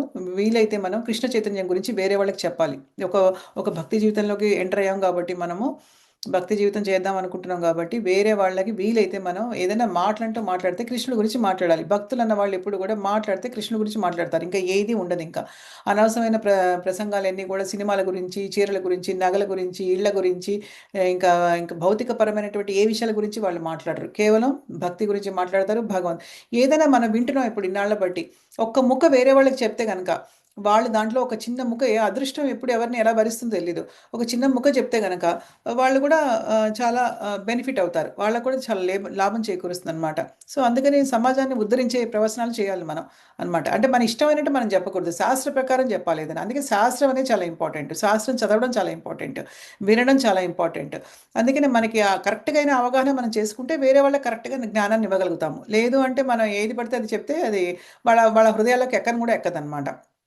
సో, అందుకని మనం కరెక్ట్‌గా నేర్చుకుని వేరే వాళ్ళకి దాంట్లో ఒక సెంటెన్స్ చెప్పినా కూడా ఎప్పుడైనా భగవంతుడు చాలా సంతోషిస్తాడనమాట. సో, అదొకటి మనం ఆలోచించుకోవాలనమాట. ఆ భేదాల్ని తప్పకుండా ఇప్పుడు మనం ఏం చేసాము, మనం శరీరానికి ఉన్నటువంటి తపస్సు గురించి ఎట్లా తెలుసుకున్నాము. తర్వాత మనస్సుకి వాక్కుకి సంబంధించి తెలుసుకున్నాము. ఇప్పుడు నెక్స్ట్ 16వ శ్లోకంలో మనం ఏంటంటే మనస్సుకి సంబంధించింది ఏంటో చూద్దాము. 3 రకాలైనటువంటివి ఉన్నాయి మనకి తపస్సులనేవి. మనః ప్రసాదః సౌమ్యత్వం మౌనమాత్మ వినిగ్రహః భావసంశుద్ధిరిత్యేతత్ తపోమానసముచ్యతే. తృప్తి, సరళత్వము, మౌనము, ఆత్మనిగ్రహము, జీవిత పవిత్రత్వము అనేవి మనస్సుకు సంబంధించిన తపస్సులు. అంటే మన మనస్సుని బేసికల్గా పవిత్రంగా పెట్టుకోవాలి అని చెప్పడం అనమాట. ఇది అంతకంటే ఏం లేదు.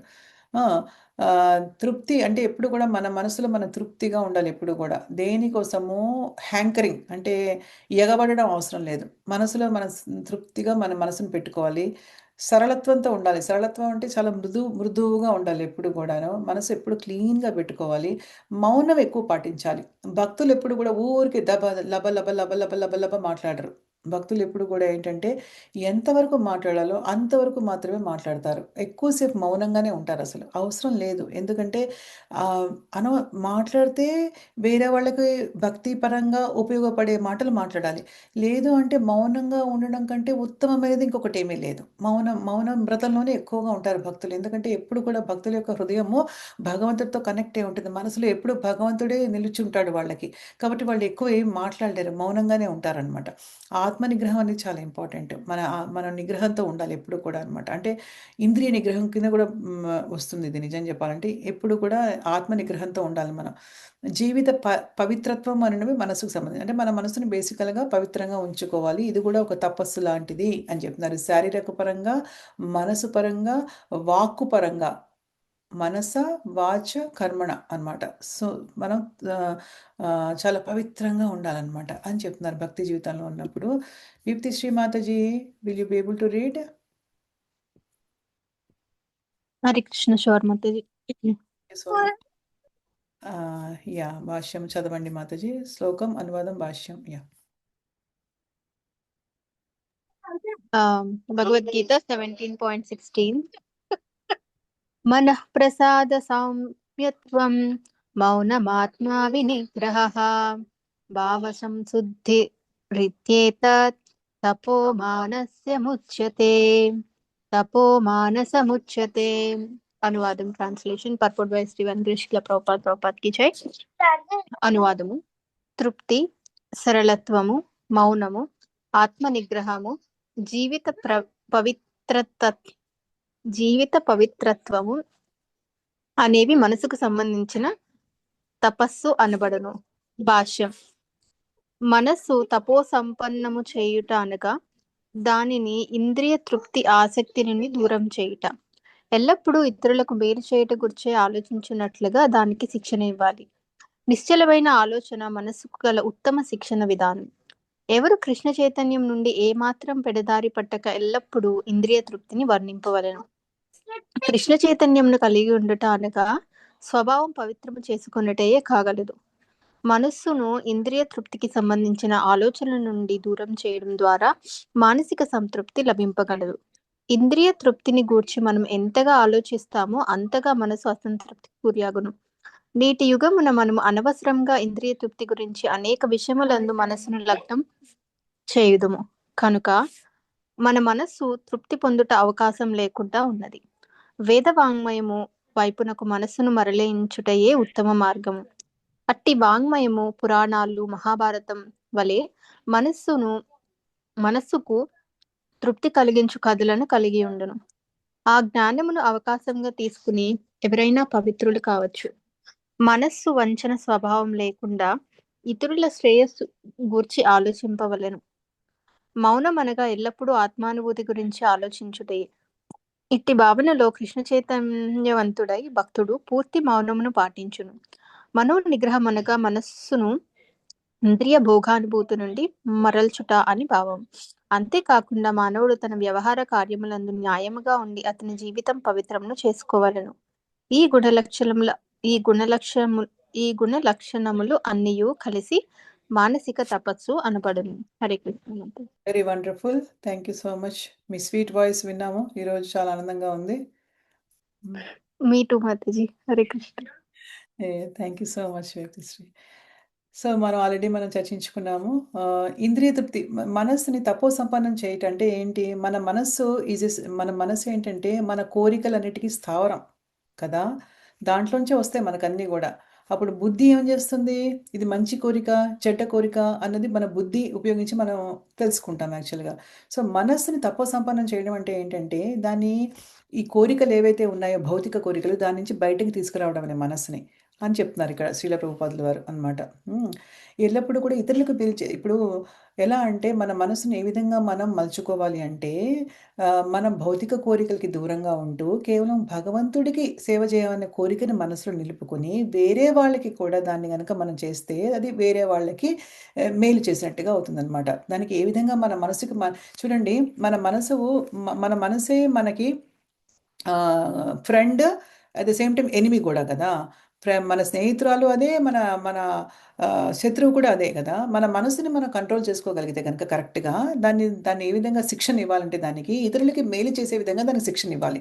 ఇతరులకు మేలు అంటే ఏంటి? ఆధ్యాత్మిక మేలు ఎప్పుడు జరుగుతుంది ఇతరులకి మన ద్వారా అంటే మన మనసులో మనం భగవంతుని ప్రతిష్ఠించుకున్నప్పుడు, మన మనసుని భౌతిక తృప్తికి దూరం చేసుకున్నప్పుడు, మన మనసు పవిత్రంగా ఉన్నప్పుడు మనం వేరే వాళ్ళకి మన కృష్ణ చైతన్యం గురించి చెప్పగలుగుతాం. మన మనసుని మనం శుద్ధి చేసుకోవడమే కాకుండా వేరే వాళ్ళకి కూడా భగవంతుడి గురించి మనము చెప్పగలుగుతాం అనమాట. సో ఎప్పుడు కూడా ఏంటంటే అందుకనే మన మనసుని పెడదారి పట్టనివ్వకుండా ఉండాలని శ్రీల ప్రభుపాదులు వారు చెప్తున్నారనమాట. ఎందుకంటే మనసును కంట్రోల్ చేసుకోవడం చాలా కష్టం. అది ఎంత కష్టమో అసలు కదా. మన మనసుని భౌతిక ప్రపంచంలో కంట్రోల్ చేయడం అనేది చాలా కష్టం అసలు. ఒక్క చెడ్డ ఆలోచన చాలు మన మనసులో. ఎంతటి గొప్ప సాధువులకైనా కూడా తెలుసా, గొప్ప గొప్ప సాధువులే అసలు మనసును కంట్రోల్ చేసుకోలేరు. ఇంకా మనం ఎంత కదా. ఇప్పుడు సౌభారి ముని అని చెప్పేసి భాగవతంలో చెప్తారు. యాక్చువల్గా ఆయన ఎంతో గొప్ప నిష్ణాతుడైనటువంటి ఒక గొప్ప భక్తుడు అనమాట. ఆయన ఒకసారి ఏంటంటే ఈ భౌతిక ప్రపంచంలో బయట చేస్తే తపోనిష్ట కలుగుతుంది, నా తపో భంగం కలుగుతుంది నాకు. ఎందుకంటే ఈ ఆబ్జెక్ట్స్ అంటే ఈ భౌతిక ప్రపంచంలో ఏవైతే ఉంటాయో అవన్నీ ఆకర్షిస్తాయని చెప్పేసి గొప్పగా నీటిలోకి వెళ్ళాడు ఆయన. చక్కగా నీటిలో మునిగి ఆయన తపస్సు చేయడానికి ప్రయత్నిస్తున్నాడు. ఆయన చక్కగా చేస్తుంటే పొరపాటున ఆయన చూశాడయ్యా ఒక సంభోగము, ఒక 2 చేపల సంభోగాన్ని చూశాడు ఆయన. అంతే ఫట్ పడిపోయాడు ఆయన అక్కడి నుంచి. ఎక్కడ ఎంత హై లెవెల్లో ఉన్న ఆయన భక్తిలో జస్ట్ ఆ సంభోగాన్ని, 2 చేపల సంభోగాన్ని చూసి ఆయన మనసు డైవర్ట్ అయిపోయింది అనమాట. అంతే బయటకు వచ్చాడు, చాలా మందిని పెళ్లి చేసుకున్నాడు యాక్చువల్గా ఆయన. తర్వాత ఇంద్రియ తృప్తి కోసం అని చెప్పేసి. చూసారా ఎంత మాయ అంటే ఈ ప్రపంచంలో. నీటిలోకి వెళ్ళండి, నీటిపైకి వెళ్ళండి, భూమి మీద ఉండండి, భూమి లోపలికి వెళ్ళండి, ఎక్కడున్నా కూడా ఈ ఇంద్రియ తృప్తి నుంచి తప్పించుకోవడం చాలా కష్టం అనమాట. మన మనసుని అందుకే ఏం చేయాలి, ఎప్పుడు కూడా భక్తుల సంగత్యంలో మనసులో ఎప్పుడు హృదయంలో భగవంతుడిని నింపేసుకోవాలి అసలు ఎప్పుడు కూడా. అంతే మాయకి చాలా దూరంగా ఉండాలన్నమాట. మాయ ఎప్పుడు కూడా ఏంటి, భగవంతుడి యొక్క కంట్రోల్లో ఉంటుంది ఆవిడ, మాయాదేవి కదా. ఈ ప్రకృతి అనేది ఉందో మాయకి భగవంతుడి ఆధీనంలో ఉంటుంది. కాబట్టి మనం ఎప్పుడైతే భగవంతుడిని మనం సెంటర్లో పెట్టేసుకుంటామో మన హృదయంలో, మైండ్లో, ఇంకా ఆవిడ మన దగ్గర కూడా రాదు. అది ధైర్యం చేయలేదన్నమాట ఆవిడ. సో మనం ఎంత ఇంద్రియ తృప్తి గురించి ఆలోచిస్తే అంత అసంతృప్తిగా తయారవుతాం మన జీవితంలో. అంటే ఈ ఇంద్రియ తృప్తి అనేది ఏంటంటే విచిత్రం ఏంటి, ఎంత సాటిస్ఫై చేయండి అది సాటిస్ఫై అవనే అవ్వదు. ఒక కోరికను సాటిస్ఫై చేస్తే ఇంకొకటి వస్తుంది, ఇంకొకటి. ఈ కోరికలు అనేవి ఏంటంటే నదుల్లో అలలు అనమాట. అలలు ఇలా వస్తూ ఉంటాయి కదా, ఇలా అలలు వచ్చి అలా వస్తూ ఉంటాయి అనమాట. అది సో ఈ కోరికలను అదుపులో పెట్టుకోవడం అనేది చాలా కష్టమైన విషయం. కాబట్టి మనం if we keep on satisfying అంటే ఏంటంటే ఈ కోరికలను మనం సాటిస్ఫై చేస్తూ పోతూ ఉంటే ఇంక జీవిత కాలం అదే చేస్తాం మనం. ఇంకా ఎన్నెన్నో జన్మలు బట్టి అలాంటి చేస్తున్నాం మనం. కాబట్టి స్ట్రిక్ట్గా పెట్టాలి మన మైండ్ని అనమాట. దానికి మనం మనసుకి లోబడిపోకూడదు. మనం మనసుని మన ఆధీనంలో పెట్టుకోవాలి. అంతేగాని మనసు యొక్క ఆధీనంలోకి వెళ్ళిపోయి, ఇప్పుడు గోస్వామి అంటారు కదా. గోస్వామి అంటే ఎవరంటే ఆ ఇంద్రియ తృప్తిని జయించిన వాళ్ళు గోస్వాములు. గోదాసులు ఉంటారనమాట. గోదాసులు అంటే ఇంద్రియాలకి దాసోహం అయిపోయిన వాళ్ళని గోదాసులు అంటారు. గోస్వామిలు అంటే ఇంద్రియాన్ని బాగా జయించిన వాళ్ళనమాట. సో ఎప్పుడు కూడా మనం ఆ లెవెల్‌లో లేకపోయినా అట్‌లీస్ట్ మనకున్న పరిధిలో మనం ప్రతిరోజు కూడా మనము మన మన మనస్సుని మనం చక్కగా కంట్రోల్‌లో పెట్టుకొని దానికి సరైన శిక్షణ ఇవ్వాలి. అతి ఇంద్రియ తృప్తి మానేసేయాలి. కోరికలనేవి రానివ్వకూడదు. వచ్చినా కూడా బుద్ధి అనేది మనకుంది. కోరికల మనసు కంటే పైన ఉన్నది బుద్ధి అని మనం ఒక రథం బొమ్మలో ఇదివరకు మనం చదువుకున్నాం కదా! ఇంద్రియాలు, మనసు, బుద్ధి, ఆత్మ అవన్నీ శరీరము, ఒక శరీరం చారియట్ అయితే అవన్నీ చదువుకున్నాం మనం. సో బుద్ధి అనేది మనసు పైన ఉంటుంది కాబట్టి మన బుద్ధిని ఉపయోగించి మనము ఈ మనసుని కంట్రోల్ చేసుకోవాలి. దాన్ని ఎందుకంటే ఇంద్రియ తృప్తికి అంతు లేదు కాబట్టి ఎక్కడికక్కడ ఎలా మనసుని కంట్రోల్ చేసుకోవాలి, వేద వాగ్మయం వైపు తిప్పాలని శ్రీల ప్రభుపాదుల వారు చెప్తున్నారనమాట. అంటే వేదాలు వినాలి, అంటే వేదాలంటే మనం వేదాలని చదవలేం కాబట్టి మనం హరినామ సంకీర్తన చేసుకోవచ్చు, నామం తీసుకోవచ్చు భగవంతుడిది, తర్వాత భగవద్గీత చదవాలి, భాగవతం చదవాలి, అవసరమైనప్పుడు లెక్చర్లు వినాలి. అప్పుడప్పుడు మంచిగా ఉన్నాయి లెక్చర్లు మనకు చెప్పేవాళ్ళు కూడా ఉన్నారు, తెలుగులో చెప్పేవాళ్ళు ఉన్నారు మనకి. సో వాళ్ళందరి దగ్గర నుంచి మంచిగా వింటూ ఉండాలన్నమాట. అలా మనం చేసుకుంటూ గనుక మనం పవిత్రులం అవుతామని చెప్తున్నారనమాట. మనస్సు అంటే మన మనస్సుని మోసపూరితంగా ఉంచకుండా వేరే వాళ్ళకి మంచి శ్రేయస్సు గురించి సమాజంలో ఏ విధంగా శ్రేయస్సు జరుగుతుందో ఆలోచించాలి. అంటే భౌతిక శ్రేయస్సు గురించి ఆలోచించడం ఒకటైతే అది కూడా హెల్ప్ చేయొచ్చు. కానీ దాన్ని కూడా భగవంతుడి సేవగా భావించి చేయాలి. కానీ ఆధ్యాత్మికంగా వేరే వాళ్ళకి ఏ విధంగా చేస్తాం అంటే మనం ఫస్ట్ అవ్వాలి. ఆధ్యాత్మికంగా మనం అవ్వాలి ఫస్ట్. మనం అవ్వకుండా మనం వేరే వాళ్ళకి చేసే పరిస్థితులు లేము. మనం ఫస్ట్ క్లీన్ చేసుకుని మనం శుద్ధమైనటువంటి భక్తియుక్త జీవితాన్ని అడాప్ట్ చేసుకుని శుద్ధంగా దాన్ని మొదలుపెట్టుకుని చేసుకుంటే వేరే వాళ్ళకు కూడా మనం చేయొచ్చు అనమాట. మనో నిగ్రహంతో ఉండాలి అని చెప్తున్నారు. తర్వాత న్యాయంగా ఉండాలి, పవిత్రంగా ఉండాలి. ఇవన్నీ కూడా మానసిక తపస్సులు అవుతాయని చెప్తున్నారు. సో మనం ఈరోజు ఇక్కడితో ఆపుదాం. ఇంకా నెక్స్ట్ వారం ఈ చాప్టర్ అయిపోతుంది. చాలా చిన్న చాప్టర్ ఇది. నెక్స్ట్ వారం మళ్ళీ మనం మొదలు పెడదాము. సో ఇక్కడితో మనం ఆపుదాము. నేను స్క్రీన్ షేరింగ్ స్టాప్ చేస్తాను మనకి.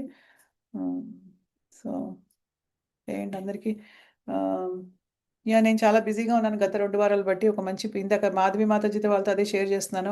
మీరందరూ లేట్‌గా జాయిన్ అయ్యారు కొంతమంది. కొంతమంది అసలు జాయిన్ అవ్వలేదు ఈరోజు. అంటే రకరకాల పనులున్నాయి అందరికీ నాకు అర్థమైంది. కొంతమంది ఇళ్ళలో పెళ్ళిళ్ళు అవన్నీ జరుగుతున్నాయి. సో ఒక ప్రవచనకారులు వచ్చారు. చాలా చాలా మంచివి. నేను చాలా తన్మయత్వంలో, చాలా ఆనందంలో ఉన్నాను అని చెప్తున్నాను. ఆవిడకి 7 రోజులు వరుసగా 10 రోజులు బట్టి రకరకాలుగా క్లాసెస్ అవన్నీ అటెండ్ అవుతున్నాను. అసలు చాలా ఆనందకరంగా ఉంది ఈరోజు నేను సెలబ్రేట్ చేసుకోవాల్సిన విషయం. ఎందుకంటే నాకు చాలా ఎలా అంటే ట్రాన్సెండెంటల్ అంటారు తెలుగులో పరవశత్వం పొందాను నిజంగా లెక్చర్స్ వింటుంటే. అవి చాలా highly elevated subject matters basically. అవి ఏంటంటే ఆధ్యాత్మిక ప్రపంచంలో రాధాకృష్ణుల గురించి, గోపికల గురించి, వాళ్ళ గురించి, వీళ్ళ గురించి అవన్నీ కూడా చాలా హై టాపిక్స్ అనమాట అవన్నీ కూడా. అవన్నీ చెప్పుకోవడానికి మనకి ఇంకా ఇప్పుడు సరైన సమయం కాదు అవన్నీ. మనం ఆధ్యాత్మికంగా అభివృద్ధి సాధించాలి. అప్పుడు చెప్పుకోవాలి అవన్నీ. కానీ నేను మాత్రం చాలా చాలా ఎంజాయ్ చేశాను. ఎంత రిలీజ్ చేశానంటే ఆయన వెళ్ళిపోతే నిజంగా నాకైతే అసలు పిచ్చి పట్టినట్టుగా ఉంది. 2 రోజులు బట్టి నిజంగా నాకు చాలా పిచ్చెక్కినట్టుగా ఉంది. అంటే మిస్ అయిపోతున్నాను. నేను ఒక్కదాన్నే కాదు. నాతో పాటు ఉన్న భక్తులందరూ అలాగే ఫీల్ అవుతున్నారు. అందరూ ఇవాళ కూడా ఎవరితోనో మాట్లాడితే వాళ్ళు కూడా అంటున్నారు. చాలా ఫీల్ అవుతున్నాం ఆయన వెళ్ళిపోతే చాలా బాధాకరంగా ఉంది. మిస్ అవుతున్నాం మాతాజీ అని చెప్తున్నారు వాళ్ళు కూడా. సో అలాగ నిజంగా ఆయన ఏంటంటే వచ్చినాయన ఆయన చాలా చాలా చాలా హైలీ ఎలివేటెడ్ స్టేజ్‌లో ఉన్నాడు. అంటే చాలా శుద్ధ భక్తుడనమాట అసలు. అంటే ఆయనకి ఆధ్యాత్మిక ప్రపంచంలో ఆయనకొక ఐడెంటిటీ ఉంది. అంటే అది కూడా ఉందనమాట. అంటే ఆయన ఇప్పుడు మనందరం ఉన్నామనుకోండి. ఇప్పుడు మనం వెళ్తే కొత్త సోల్స్ కింద వెళ్తాం మనం. మనకి భగవంతుడు మనం వెళ్ళిన తర్వాత భగవంతుడిలో ఉన్న రూపాన్ని ఆయన ఇలా తీసి మనకిస్తాడనమాట. కానీ ఆయన అలా కాదనమాట. ఆయన ఆల్రెడీ అక్కడ ఉన్నాడు. ఆయన అంశ ఇక్కడికొచ్చిందనమాట. సో అది అన్నమాట. అది స్పెషాలిటీ. ఎవరు మాతాజీ? Name please. ఇప్పుడు నేను రికార్డింగ్‌లో ఉన్నాను తర్వాత చెప్తాను. సరేనా? ఓకే. పేర్లు చెప్పకూడదు కదా! రికార్డింగ్ చెప్తాను. సో ఆయనేంటంటే ఆధ్యాత్మిక ప్రపంచంలో ఆయనకొక రోల్ ఉంది ఆల్రెడీ. నిత్యపార్షదుడాయన. నిజంగా నిత్యపార్షదుడాయన. కానీ జస్ట్ వచ్చాడు ఇక్కడికి. సో అది అందరికీ తెలీదది. ఇప్పుడు కృష్ణుడున్నప్పుడు వచ్చినప్పుడు దుర్యోధనుడు గుర్తుపట్టాడు ఆ కృష్ణుడిని. కృష్ణుడు దేవాది దేవుడైనటువంటి భగవంతుడు స్వయంగా. కానీ కానీ అందరూ గుర్తుపట్టలేరు కదా ఆయన్ని. దుర్యోధనుడికి విశ్వరూపం కూడా చూపించాడు ఆయన రాయబారిగా వెళ్ళినప్పుడు. కానీ కానీ ఆయన విశ్వరూపాన్ని గుర్తుపట్టలేరు కదా! సో సో అలాగా అందరికీ తెలీదు ఆ విషయం. కానీ కొంతమందికి అర్థమైన వాళ్ళకి మహదానందంగా ఉంటుంది ఇంకా అసలు. అదనమాట ఇంకసలు. చాలా ఆనందంగా అసలు ఎంత మిస్ అవుతున్నానో అది తలుచుకుంటూ బతుకుతున్నాను 2 రోజులు బట్టి నిజంగా అసలు. చాలా ఆనందంగా అనిపించింది అసలు. మళ్ళీ ఎవ్రీ ఇయర్ రావడం మొదలెట్టారు. 2, 3 ఇయర్స్ ఇండియాలో ఉంటారు, ముంబైలో ఉంటారు. కానీ సో మళ్ళీ నెక్స్ట్ ఇయర్ వరకు ఆగాలి ఆయన్ని కలవాలంటే.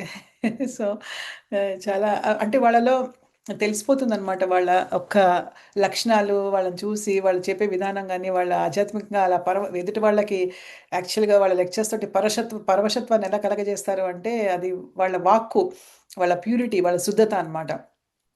ఈజీగా తెలిసిపోతుంది. అందరికీ తెలీదు మళ్ళీ. కొంతమందికి తెలుస్తుంది అలాగా. సో, నేను చాలా చాలా ఎంజాయ్ చేశాను అవన్నీ గూడా. మీరందరూ గూడా ఫ్యూచర్‌లో ఆ లెవెల్‌కి ఎదిగి అవన్నీ అర్థం చేసుకునే స్థితికి రావాలి మనస్ఫూర్తిగా అనుకుంటున్నాను. సో, మీ అందరి మీద నాకు నమ్మకం ఉంది. సో, అంతే. అంతకంటే ఏం చెప్పలేను. ఎవరికైనా ఏమైనా ప్రశ్నలుంటే అడగండి. లేకపోతే ఇక్కడితో ఆఫ్ చేద్దాం. మళ్ళీ నాకు రేపు ఇంకొక భక్తి వృక్ష ఉంది. సో, నేనెళ్ళి మళ్ళీ కిచెన్ అంతా క్లీన్ చేసుకోవాలిప్పుడు. అన్నీ రెడీ చేసుకోవాలి రేపటికి. మా మా హస్బెండ్, మా బాబు లేరు. అక్కడ పెద్ద కీర్తన ఫెస్టివల్ ఒకటి జరుగుతుంది సాధు సంఘ అని చెప్పి దానికెళ్లారు. Yearly once in a year జరుగుతుంది. అంటే ఒక్కసారి సంవత్సరంలో జరుగుతుందది. సో, దానికెళ్లారు. నేను ఒక్కదాన్నే ఉన్నాను. అయినా కూడా నేను ఏ భక్తి వృక్ష కూడా స్టాప్ చేయలేదు. క్యాన్సిల్ చేయలేదు. ఎందుకంటే లాస్ట్ వీక్ అంతా క్యాన్సిల్ చేశాను కదా! ఇప్పుడెందుకు అని మళ్ళీ భగవంతుడు నన్ను ముట్టికాయలు ముడతాడు 2 అని చెప్పేసి పెట్టుకున్నాను. సో, ఇప్పుడు నేనే ఒక్కదాన్నే రేపు ప్రసాదం కూడా చేయాలి. But it's okay. చేస్తాను. చూస్తాను ఎలా చేస్తానో. ఆహ్, ఓకే మరి. అందరికీ నమస్కారము. ఇంకా క్వెషన్స్ ఏమైనా ఉన్నాయా ఎవరికైనా? నరసింహ ప్రభు మా రాలేదు. అమ్మాయి కూడా వెళ్ళిందండి. సాధు సంఘకి వెళ్ళింది మా అమ్మాయి స్వప్న. హ్మ్. ఆ, ఓకే. యాహ్! చాలా మందెళ్తారు. 3000 మంది, 4000 మందెళ్తారు. యాహ్! అవును, యాహ్! బాగుంటుందండి సాధు సంఘం. మేము కూడా వెళ్ళాము 2-3 సార్లు అక్కడ ఉన్నప్పుడు. Okay. Okay. Yeah! Okay. Very good Mataji. Very good. అదే లక్ష్మీ మాతాజీ రాలేదు ఈరోజు. నరసింహ ప్రభు రాలేదు ఈరోజు. కొంతమంది రాలేదు. నరసింహ ప్రభు యూజువల్‌గా ఎప్పుడు మానరసలు. అలాంటిది ఆయన రాలేదు ఈరోజు. ఓకే. ఏ క్వెషన్స్ లేకపోతే ఇంక నేను రికార్డింగ్ స్టాప్ చేస్తున్నాను. ఓకేనా?